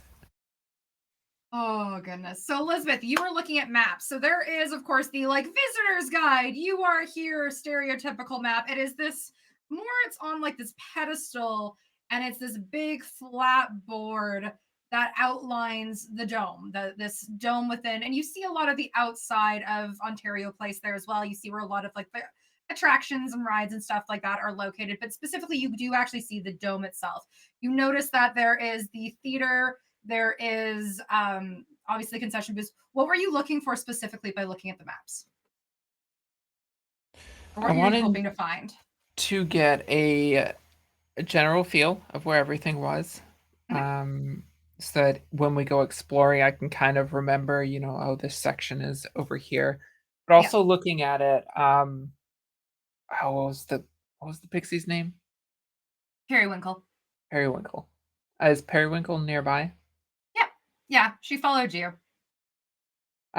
Periwinkle, when you came out of the portal, did you notice anything? Any colors, smells, anything like that? It was dark and it was cold and it was metal. There's a lot of metal in the room. Looking at the map, does that make any sense? What you are gathering is it's probably not the theater, because that would have been it's those hard plastic seats. It wouldn't have been metal. You see arrows pointing towards administration offices heading downstairs. And so you get the impression that it might be somewhere down as opposed to on this main level. There isn't a map of the basement of whatever's underneath here, because people aren't supposed to be going down there. But there's guest services on one side and it's administration offices on the other side is how they've labeled them. So where we're at, is there guest services here, like a desk or anything like that? There's a desk. You'll see it off to your right-hand side. I would like to look for a fire escape plan. Okay. And see if there's a layout for the lower floors, because the front desk would know those things. Yeah. No, it totally would. So you go over to the guest services, and I'm going to say there's no need to roll with this one, because it'll be, you find there's always that binder, especially back in the 80s. There's always this binder, and you're able to go, it's got all the little tab organizers and everything. And so you see fire escape plan, you can turn to it without issue. And so it's this, you see, and it's the full schematics of the place, including the basement. And so you can see that from these stairs that go down, there is a series of, one side is, it looks like offices and kitchen is what's on your side here. The other side, which is the administrative, you see a bunch of offices, and then you see another stair icon, but you can't find a map for it. Interesting. Okay. Elizabeth goes to tear it out and then stops and stares at it for a second, and then opens up the rings properly and takes it out and closes it back and puts it back So in proper. position. And I'll try to catch up with everyone else, map in hand. Okay. We're going to go over to Chelsea before we bring it all back. Chelsea, what did you roll for this one? Because you were looking around with investigate, correct?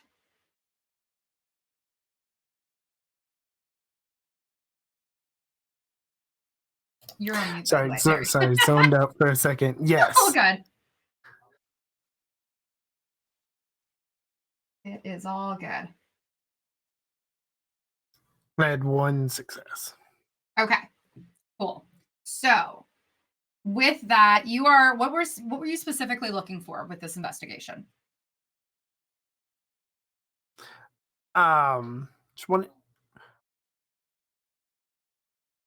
She's gotten like evidence of 2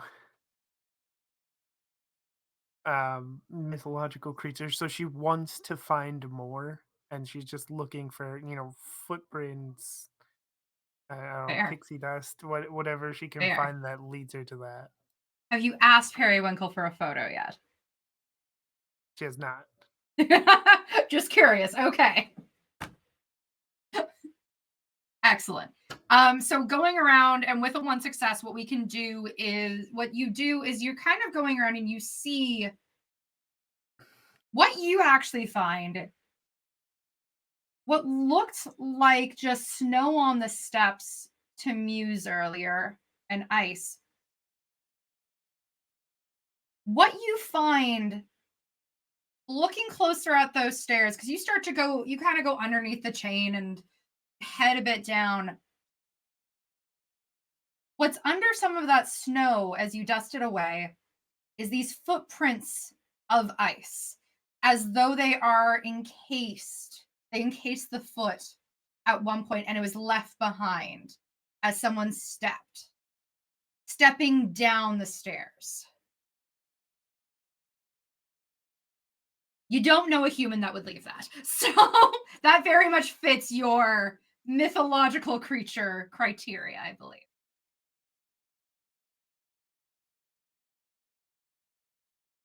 Obviously the first thing she does is like take pictures of the footprints. Yes. Excellent. Um, Perfect. Where do these footprints lead? Do they just lead down the stairs, or They seem to lead down the stairs. she's gonna follow them? She doesn't tell anybody, she just starts following them. Okay, perfect. So Chelsea is going to head down by their lonesome to follow along. What could possibly go wrong? Excellent. The other 3 of you start to regroup. The other 3 of you start to regroup with Mac and Periwinkle at the top. We'll get back to you in a second, though, as you coordinate around Elizabeth and what she's found with the maps. Because I would assume, Elizabeth, you've probably tried to call out to everybody. Chelsea has gone into tunnel vision, I think, and only cryptid. Must find creature. Excellent. So I found this map of the basement, and it looks like there's steps that go even further to. Wait, where's Chelsea? Gels? Not again. Steps that go down even further. Maybe check down there. We should probably catch up to Chelsea before she does something. Yeah, Not yeah, smart. I saw stairs earlier. Just be careful. There's a bit of ice on them. So hang on to the rails. We move in that direction. Yeah, I'm gonna send Sprinkles the rat ahead. Here's what I'm gonna do. I'm gonna I have like Chelsea's favorite snack in my probably just like one Cheez-It in my pocket, honestly. And I'm just gonna locate it and be like, Sprinkles, can you find Chelsea? And then I'm gonna release her. Excellent. We're gonna go down to Chelsea. So Chelsea, before Sprinkles the rat catches up with you, you are following these ice footprints, and noticing that they are starting to get more and more prominent the more that you go down. You've gone down, and this is the administration level. This is underground at this point. And they are leading down this hallway to the very end where you see a door that is no entry kind of sign on the front of it. But you do notice that there is, even on the push part of that door, the push handle, there is ice that is just kind of icicling off of it. And you make your way down there, and it is getting colder and colder. But as you push open that door and look down, you see that there is another set of stairs heading down into what looks like a lot of darkness, but there is a faint glow coming from down there. What it is hard to say. As the door behind you just almost finishes to close, you hear the pitter-patter of little rat feet as Sprinkles comes bearing a gift.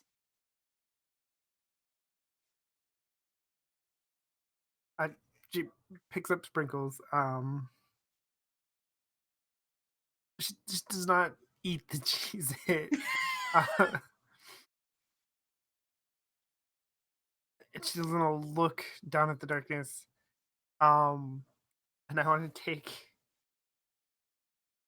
She's gonna take her camera and she's gonna like make sure the flash is on, and like take a picture down into the darkness and see if she can't like get a glimpse of what's down there. Okay. So taking like getting the flash going on it to get an idea of the photo. Okay. How far down are you starting to look down there? She's literally top of the stairs, just gonna. Okay. There is a reflection that you get when the flash comes off, when the flash goes off, rather, that is very much like it's been reflecting back off of metal.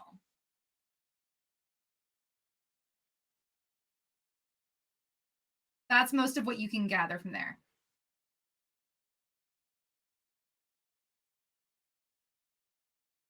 Because you still need to develop these photos because we are in the 1980s and therefore you don't get a preview of it. So Yep. you said it was a camera. You did not say like a Polaroid. So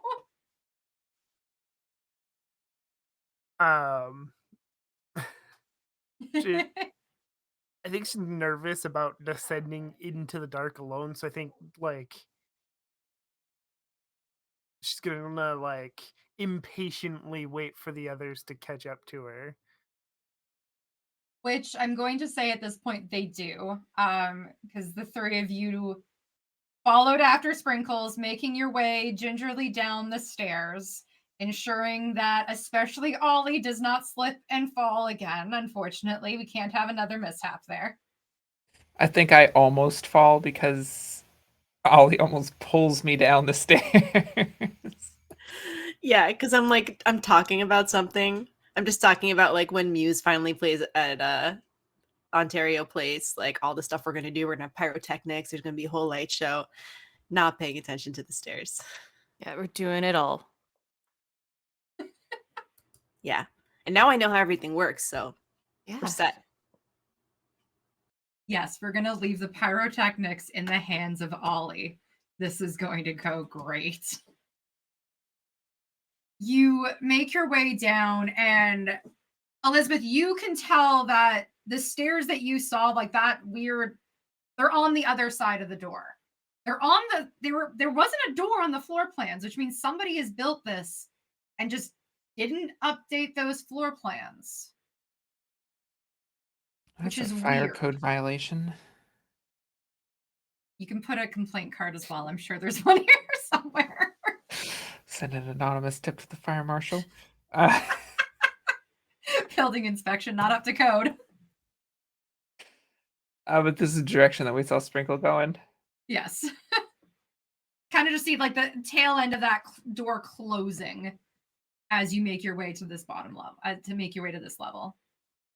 I'll glance at Muse and shrug and open the door. I was like about to like boot it, but okay. By all means. All right, and I like kick it. You kick the door open, it slams back, hits the back door. Chelsea, this is probably terrifying to you because out of nowhere the door slams open behind you. Yeah, she jumps, probably yelps. Ah! Yeah. Oh, there you are. What? Why did you do that? Because I don't get to kick doors every day. Also, maybe it'll startle something. Unfortunately, it startled you. Or maybe fortunately. I don't know.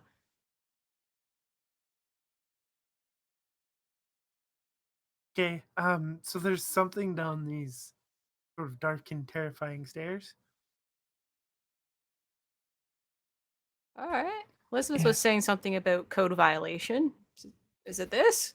Well, this is where a map ends, so I'm not really sure what's down there, which is exciting, but it's also terrifying. Be careful.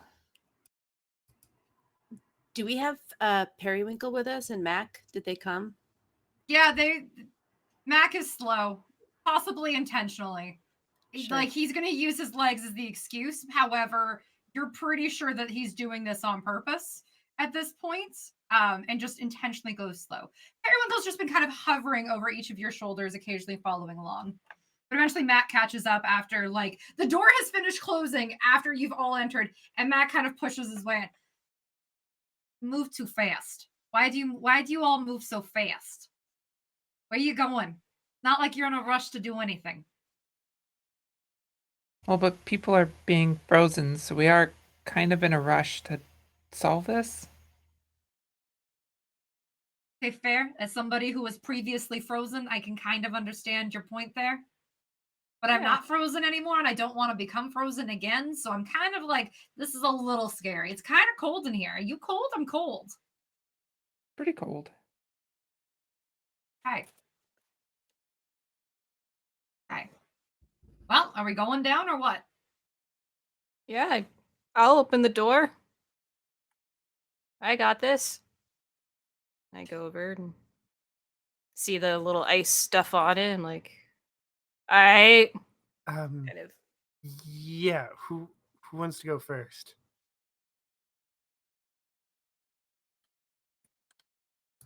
Chelsea wants to go first. Chelsea wants to see the Bigfoot Iceman. Okay, I'll go first. I guess.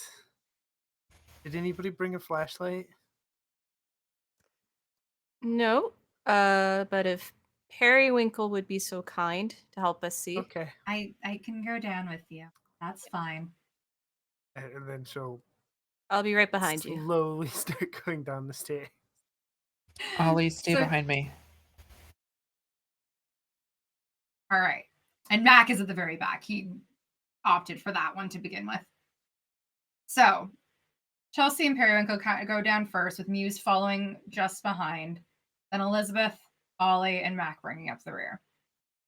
Chelsea, as you make your way down, you see there's this large metal door that seemed to be what the flash refracted off of.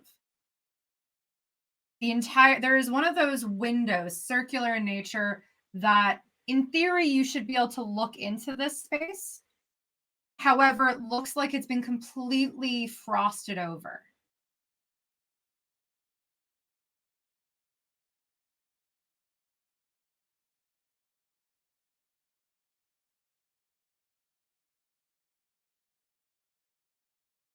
Um,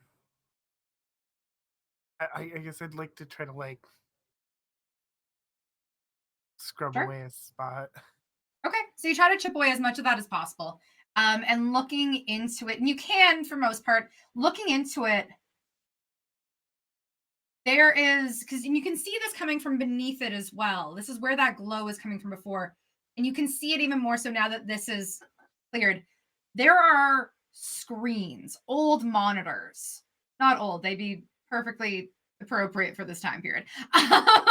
But these large monitors and a bulky in nature, just littered across this room on a variety of different risers, and they're all on. They're all emitting a glow. It is this dark screen. You can't really make out what is actually on them in any way, shape, or form, but there's this glow that's coming from all of them being on that you can see peeping through the bottom of the doorway and now through this glass window into the room. There's nobody that seems to be there. You see some tables covered in books and papers and clippings of some sort. But that's all you can make out from here.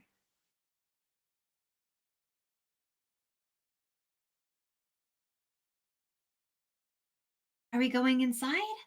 Or are we just going to stay out here? Right. Doesn't look like anything's dangerous in there. Nope, not yet. Wait, what does that mean? I don't know. All I know is Why it's would you say cold. it like that? I don't know. I got frozen, alive, and I'm still kind of freaked out about that. So I don't know anymore. I'm just assuming something's going to come back and try to freeze me. Okay, that's fair. So then try to go inside. Okay. You're able to, the door opens perfectly fine and walking into it. Does everybody follow along? Yeah, definitely. Looking at this room, it is as though you've been transported to some place that is not Ontario Place. This looks akin to a research lab. Looking through the tables that are covered with books and notes, it is scribbled handwriting all over the place. The monitors, you see a series of binary code. Whether or not you want to try to decipher what that is up to you. But there's some message that's faintly on them in this kind of green text across a dark screen. There's a plethora of papers everywhere. If anybody would like to try to read them and try to understand them, please feel free to roll Mind Comprehend. I would If you love want to do a cursory, okay. If you want to do a cursory look around for anything, Mind Investigate is great. And if you want to play with the technology, then Mind Program. Okay. Chelsea's This is- gonna have a look around. Yeah, this is beyond Muse's understanding. She's just about her arts, so she's just going to help other people. Cool. All good. All good. Perfect. So, Elizabeth, you are going in with comprehend. Okay, we got comprehend, investigate, and program. Love this, and we've got successes across the board. Elizabeth, I'll get to yours in a second. We're gonna start with Chelsea and then Ollie, and then go in that order. Muse, all of this looks like French to you, and your French was probably you stopped dealing with it after you didn't have to anymore. So none of this makes sense. Yeah, tech in like that Alien movie's cool, but I don't want to deal with it. So, Chelsea, you are looking around. Are you going to investigate specifically like the monitors or just the room altogether? Just the room altogether. Okay. So you notice that there are probably a dozen monitors within this room. There's several keyboards. Clearly some of it has to connect, and mice as well. You kind of looking underneath the tables, you see all of the CPU units kind of below there, any tech hardware. There's a lot of the wiring's messy down here. How anybody's kept this place together is beyond anybody at this point. Ollie's going to have a field day. Wire management has not been their priority. And you do notice, however, shoved behind what was otherwise a chair, it looks like things were placed in front of it at some point and then pushed aside in order to open the door. But you do notice that there is a door at the very back of this room, opposite of from where you came in. It is a stainless steel door with a very heavy handle on it. That looks like, it's hard to say what it just looks like it's meant to keep something in there. Everything else has this thin layer of both snow and dust within it, is the other thing. The snow hasn't melted yet either, which means you know it's cold. However, you do see on the edge of this door almost a handprint of ice jutting out slightly from it. Ollie, what are you trying to do with the tinker, with the techie stuff, the program? That's what I was trying to find. So Ollie's gonna follow the monitors to find wherever the CPUs are, I guess, where Chelsea found them too. And then just like start trying to ask the computer what it's working on right now. Okay. Like what processes are processing. Okay. So what you figure out by you figure where they're at, you start typing away on one of the keyboards rather, that seems to be connected to a couple of the monitors. Going through it, and you're trying to figure out the root processor. So the root processing that's happening right now is you see a program opening up, and it's temporal simulation is what it's titled. And you see it was activated sometime. You can see it was set to activate. Can't find necessarily a timestamp on it. But you can see that this is simulation is weird, because then if you start looking even towards any of the notes nearby there, you see checks and X's that seem to be almost like a checklist of whether or not they were going through this program and seeing what bugs were happening. Hey, Elizabeth, is a temporal simulation the same thing as a portal? It could be. Okay, well, that's what is happening over here, I think, or somebody's trying to make it happen. That's not good. Elizabeth, you are looking around, and so yes, what you are able to put together at this point is all of the books here, all of the research here gives you the indication that somebody has been utilizing this space for something far more than an amusement park. Somebody has actually been building, it looks like, an entire structure beneath the dome.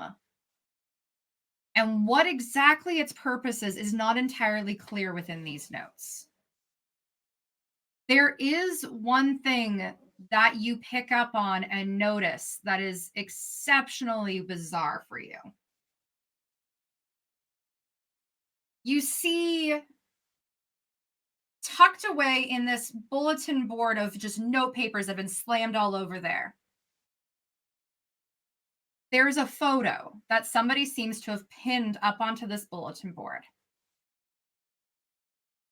And it's of and you would know it, because it's of a very, very young Elizabeth and Ollie.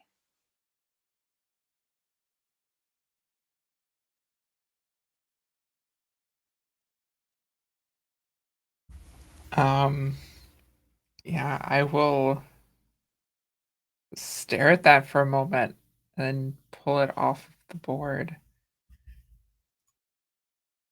I'm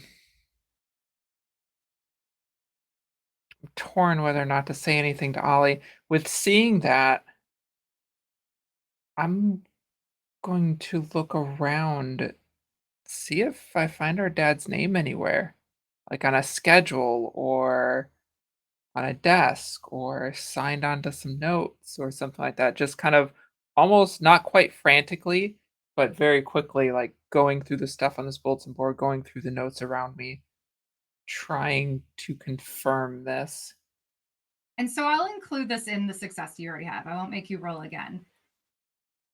You find his initials in a couple of places. Like he's signed off on some of the documentation that has been posted to this bulletin board. And even from seeing just the initials, you start to infer that there's a good chunk of his handwriting. And you wouldn't have recognized it at first. It's been a while. But now seeing it, it looks like his handwriting. And with his initials being there as well, you can put it together that yes, your dad was here at some point. I'm working on this. This was what he did. I think she's tearing up a little bit at this and hesitates for a moment and then walks over to Ollie and holds the photo out. Dad was here.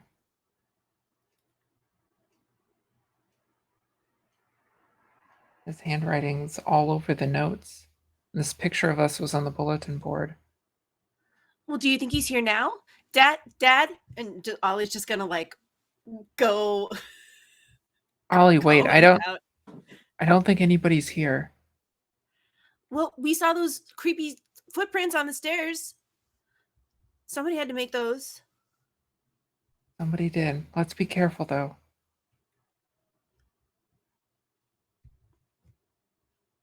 Okay. Let's be careful. And that's like a big deal for Ollie to admit that it's important to be careful sometimes. But let's try to find out what happened. So a temporal simulation, that's like a time machine, right? Possibly, or a portal that links across timelines. I've read a few books about it. That could be what happened to him. Or maybe he can use it to get back. Or maybe we can use it to get him back. It's possible. I don't know that it's smart, but it's possible. Ollie's gonna go take all the papers that are on the table and just like shove them into like their coat, backpack, shirt, just like everywhere. We don't have time to look at them now, but we can look at them later. I don't think it's anything we can do, anything we can create, but if it's still here, could be our chance. Yeah. Ollie's just gonna hold your hand again. Hold it very tightly.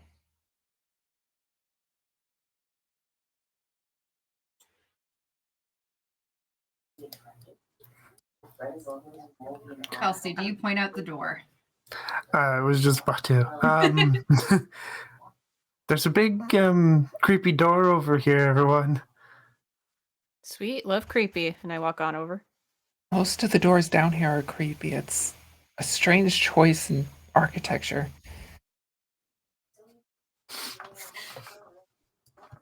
Maybe creepy is cheaper when you're trying to do it secret.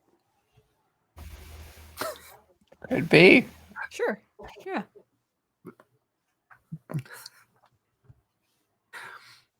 Okay, careful. Careful. So, do we open it? We've come this far. Yeah, let's just keep rocking forward. I'm going to, as we get ready to open it, I'm going to kind of nudge Ollie a little off to the side, away from like when the door opens, so that they won't be right in the doorway. Fair. Who's opening it? Muse will just like full keep like body in front of it, just throw it open. Perfect. Throwing it open, it opens. You are blasted with this chill air. You have opened up and it feels like this is worse than how outside was. And it's inside. And it takes you a second to realize, why is it snowing inside? That should not be a thing. And as you look into the center of this storm that is just encompassing this room that you can barely make out the details of, but it looks plain. It looks boring. It looks like there's nothing that's in here. which makes you start to think, after hearing what everybody else had to say about the notes and what they've picked up on, whatever simulation they were running, they would have run it in this room to contain it. But now all it contains is an absolute blizzard. And as you look into the eye of this storm, you see a figure, humanoid in nature, not overly hairy, much to Chelsea's disappointment. And it's hard to make out the details, but she looks like a teenage girl. Someone around your age, maybe not much older. You see incredibly pale skin and this ice blue long hair pulled back. And she sounds like she is in pain.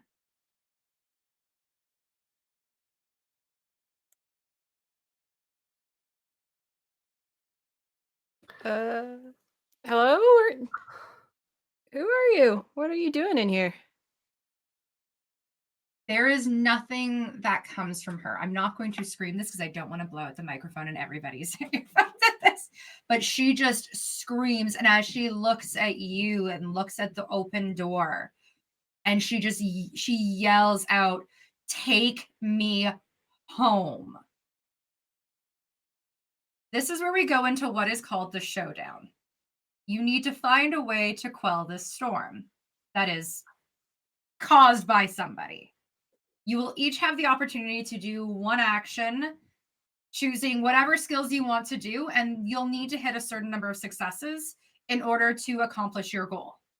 So whether it is you want to empathize, if you want to do heart and empathize with her, if you want to use your iconic item, if you decide that Muse, you want to use your leather jacket and try to like coat her to like calm her and do that, you could do that. If Ollie, you decide you want to go back to the computers and see if you can't figure out something with the simulate, like with the program, that could be an option. So it's figuring out how you want to quell this storm. And this is kind of your opportunity in this sort of split second here where we kind of freeze time to create a quick plan. And then I'll have you all roll it. This is different than most of your problems I've given you so far because this is the showdown.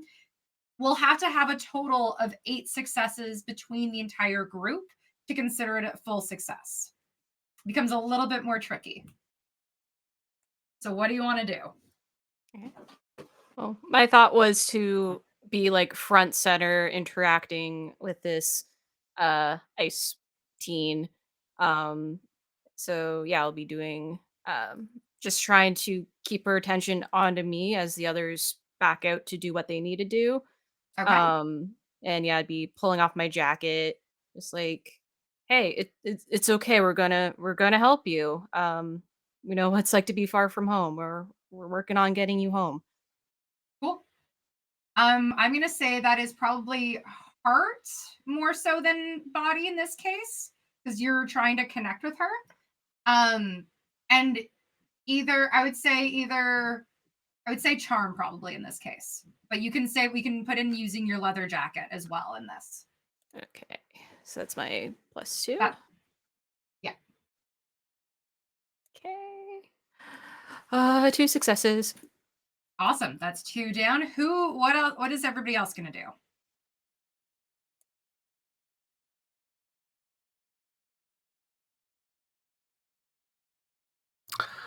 I think Chelsea wants to look through the papers or anything she can to try to find a clue of to where home is for her. Okay. Cool. So what are you looking at for this? Where are you looking? Probably the papers, like go back over Okay. those notes and see if there's Sure. I'm going to say that you figured out that like you can see that there's something. This is something that's not been documented. Her arrival has not been documented by anybody here. That said, though, if you chat with Elizabeth, you might be able to figure out something. Elizabeth, if you wanted to try to figure out what her home was, especially utilizing your book, you might be able to. Yeah, I was hoping to do that between the books and the notes and everything we've seen. Yep. Try to piece it together. And maybe let's go with Elizabeth first, and then based off that information, Chelsea, because that'll help then Chelsea and move forward. So I think with that, it becomes mind comprehend. Works for me. Yeah. And with you said I could use my books. That's 2 bonus Yep. dice. Ooh, 1 success. 1 success. I wonder if I Okay. should re-roll that. Up to you. You've got luck, so I think you only have 1 point of luck. Yeah, do I have to use the new... When you re-roll, do you have to use the new roll? Or do you choose? When you re-roll, it just re-rolls your failures. Oh, okay. Then I will use my single point of luck. Roll. Okay, so you get another success. 2 total. Awesome. Yes. So with this, from your notes, from your book, from everything that you've got here, you are able to discern that this has to be something of the Winter Courts, the Winter Fae. Her realm is definitely in that of ice and winter. While that is not, while it feels like that's Canada sometimes, it is absolutely not Canada. So just going to take jabs at my country every chance I get, clearly. Maybe like north, like none of it up there somewhere, but not Toronto. Not Toronto. And so you are able to communicate this, I'm going to say with Chelsea, that she is from Winter Realm. She is from the Fae Realm. We can get her home if we can get this portal going. So I'm going to say Ollie and Chelsea, you both get that information to act on.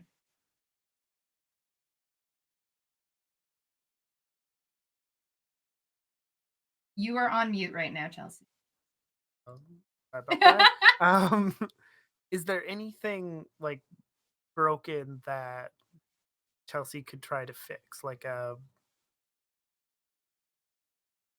might like help get this portal open? Yeah. You notice in this room on the far wall, it looks like there is a framework that was built that has a number of electrical nodes across it that may have been used to enhance the program that they were running. And you'll see there's a bunch of wires snaking around to the side. So if you want, you can definitely go and fix that. Because you notice that the wires seem to be, they're exposed, and in the cold, it's not going to be able to work as well. So you're able to find, if you want to, you can look around for electrical tape to help patch up those wires. So I would let you do either mind investigate, or I think what else. Or you can use something with tech if you want or tech and program in this case if you wanted to. Those are the best ones I can think of. Yeah, I'll use mind investigate to try to find that tape. Okay. 1 Okay. success. I'm going to use a point of luck. Okay. And reroll. 2. Perfect. So 3 total. So you are able to, you can find this and you are able to grab it and you go back in there and you are braving the cold right now. I'm going to add, this is freezing in here. Muse is also freezing, especially because they removed their jacket through this.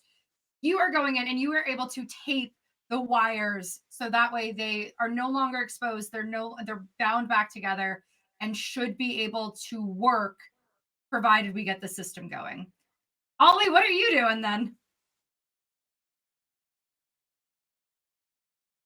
So yeah, Ollie's gonna hustle back up the stairs, and return to the same computer console that they were working on earlier. Yeah. And they're gonna run. What I want to do is have them run a scan for like anywhere that there is some kind of firewall or some kind of password protection, because Okay. that's probably the thing that we need to do. Okay. Cool. So I'm going to say this is more tech. This is tech, and actually probably calculate more so than anything else because you're trying to figure out those pieces. That's great.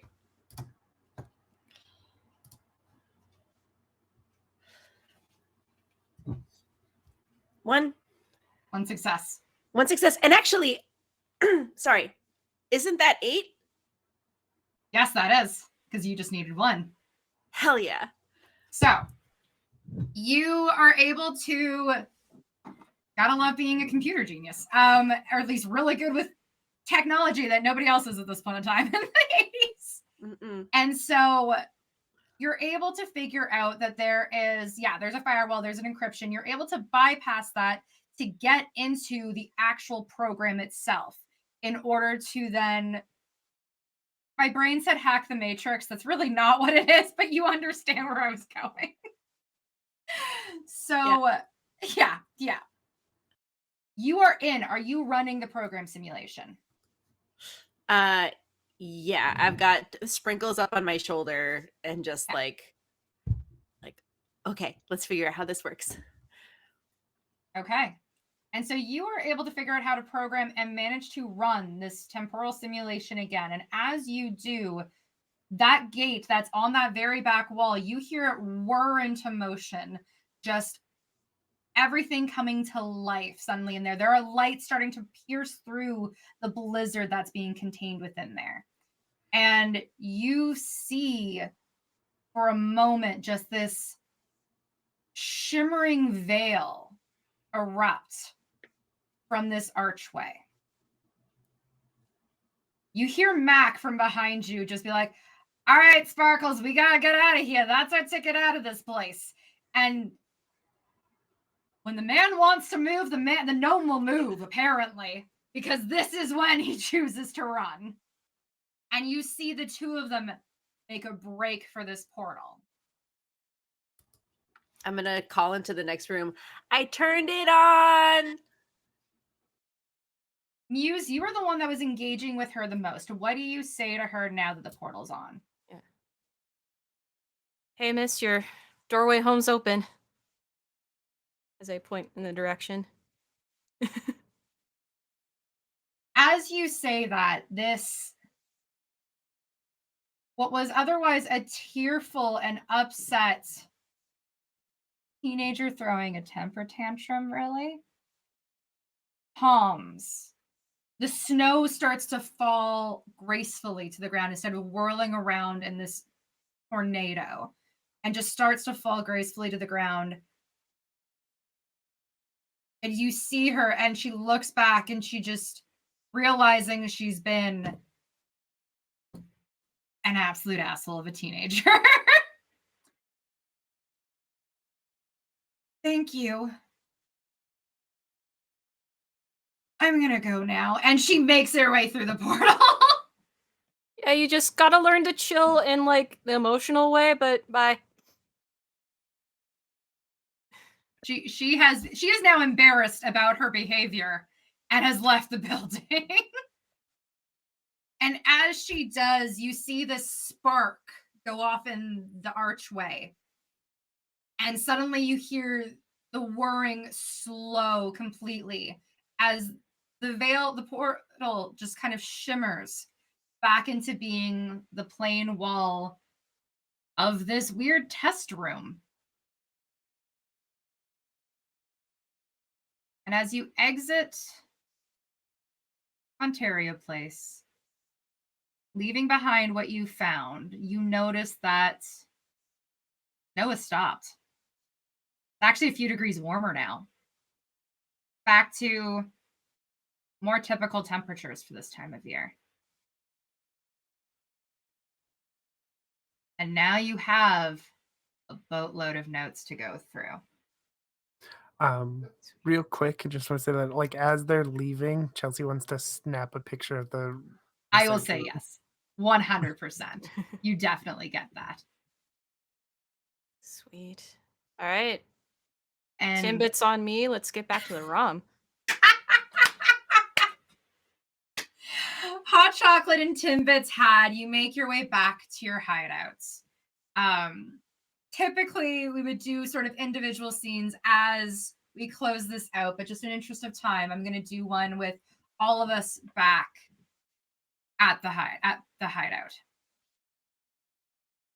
You all make it back, and now you're seeing through the notes and getting an idea of what on earth was this even existing in the basement of Ontario Place. How do you get this portal working again? Whether or not your father had anything to do with this. There is also the mystery of who turned this on in the first place. And what does that mean for whoever has managed to find access to this? You, as a group, spend the next several sessions poring over notes, thumbing through everything and trying to figure it out. And the one thing that you do see, Chelsea, before you tell anybody else, there was something else that was grabbed in the hubbub of everything. It seems as though somebody else's notebook got mixed in with all of the research notes. And it seems to be your brother's.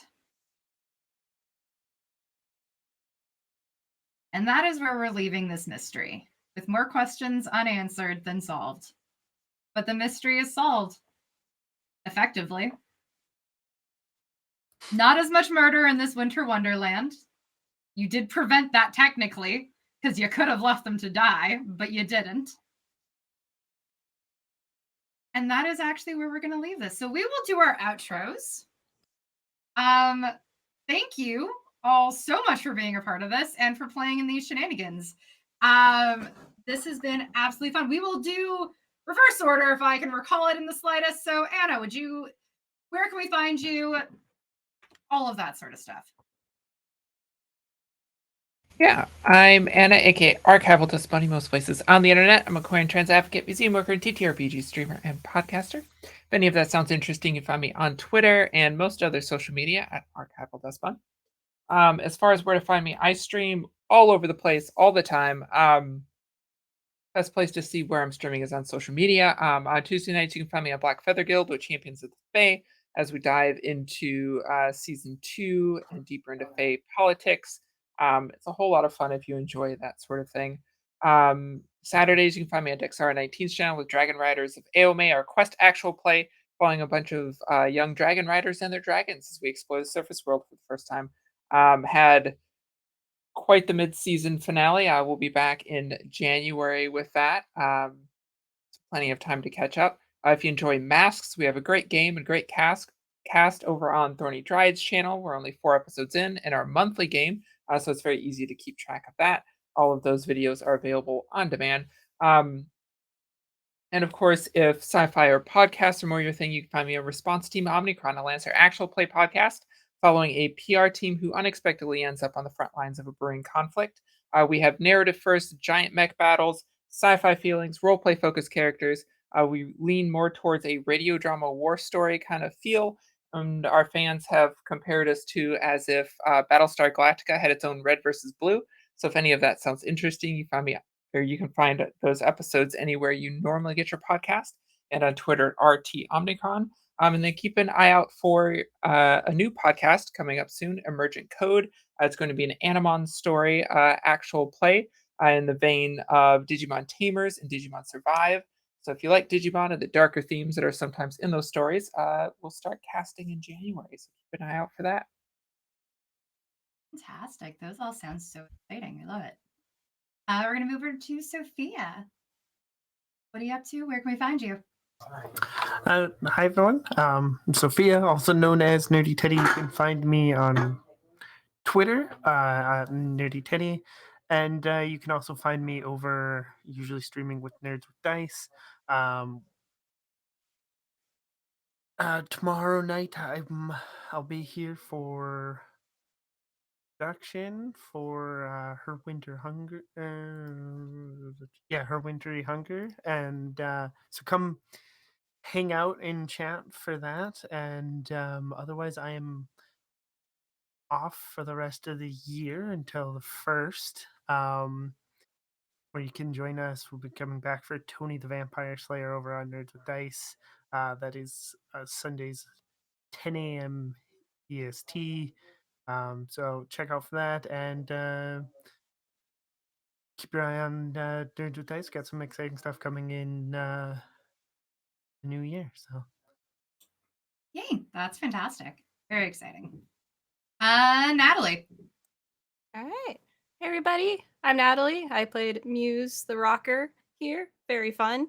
And yeah, you can find me most places with Ghost Candle or Ghostly Candle here on Twitch and YouTube, where I do a variety of streaming and solo tabletop RPGs. Otherwise, on Tuesday nights, I play in a D&D 5e campaign called Alexia, which is run on Zealzaddy's channel, who's been in chat for the past while. So if you want to check that out, click on Zealzaddy. You can see all the old VODs. And yeah, I'm a variety of things. So just check me out. I do art, tabletop, video games. It's what I'm all about. Love it. Love it. Mel? Hi, everyone. I'm Mel, and I'm on Twitter at Melissa J. Lusk, and the J is for James. No, that's never mind. I'm not going to tell you my middle name. But I am not a TTRPG streamer. This is one of the first streams I've ever done. I have played from time to time with Julie CL on their Twitch channel, playing a buff elf barbarian, which is a fun time, but who knows when we'll play again. It's ephemeral as the wind. I'm also a voice actor. You can hear me on the podcasts SCP Archives and the Mayfair Watchers Society, which is based off the monsters of Trevor Henderson. And I play mostly kids and doctors. So if you hear one of those, it might be me. And I'm a musician, so you can catch my music on the internet. I'm in the band Teen Girl Scientist Monthly and Boy Girl Party. And this has been a delight. Thank you all so much. That's fantastic. That's exciting. You fooled me with this, with you not being a TTRPG streamer. Anyways, that was great. And I'll clear it off and then do a few announcements. But hi, I've been your storyteller. I am still Parker. That's not past tense. That is current tense. I don't know anymore. You can find me all over the internet at the Pixie Parker. I stream regularly on my own channel on Twitch, where I play mostly dating sims because that's who I am as a person. And it's great. If you want to look at past ones, they're on my YouTube channel. It's a good time. Otherwise, you can find me in the new year on Huntsman's Hydra, where I will be doing our season 2 of Fire in the Dark, which is a Blades in the Dark actual play.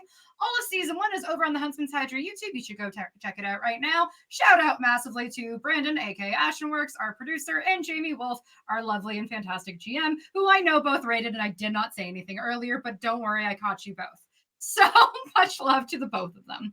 Otherwise, I've got a couple other projects that I can't say anything about yet, but more TTRPG goodness really coming from me. It's that and dating sims. That's actually my life. This is the most tame game I have run in a long time. So this was just meant to be happy, wholesome fun. Anyway, so that's been me. Please, if you enjoy that, please follow me. Otherwise, what is coming up on Girls Run These Worlds tomorrow? 1 o'clock, we've got the Winter Feather Beacon Bone game at 1 p.m. Eastern. And then, as Sophia mentioned, we have To Serve Her Wintry Hunger at 8 p.m. Eastern.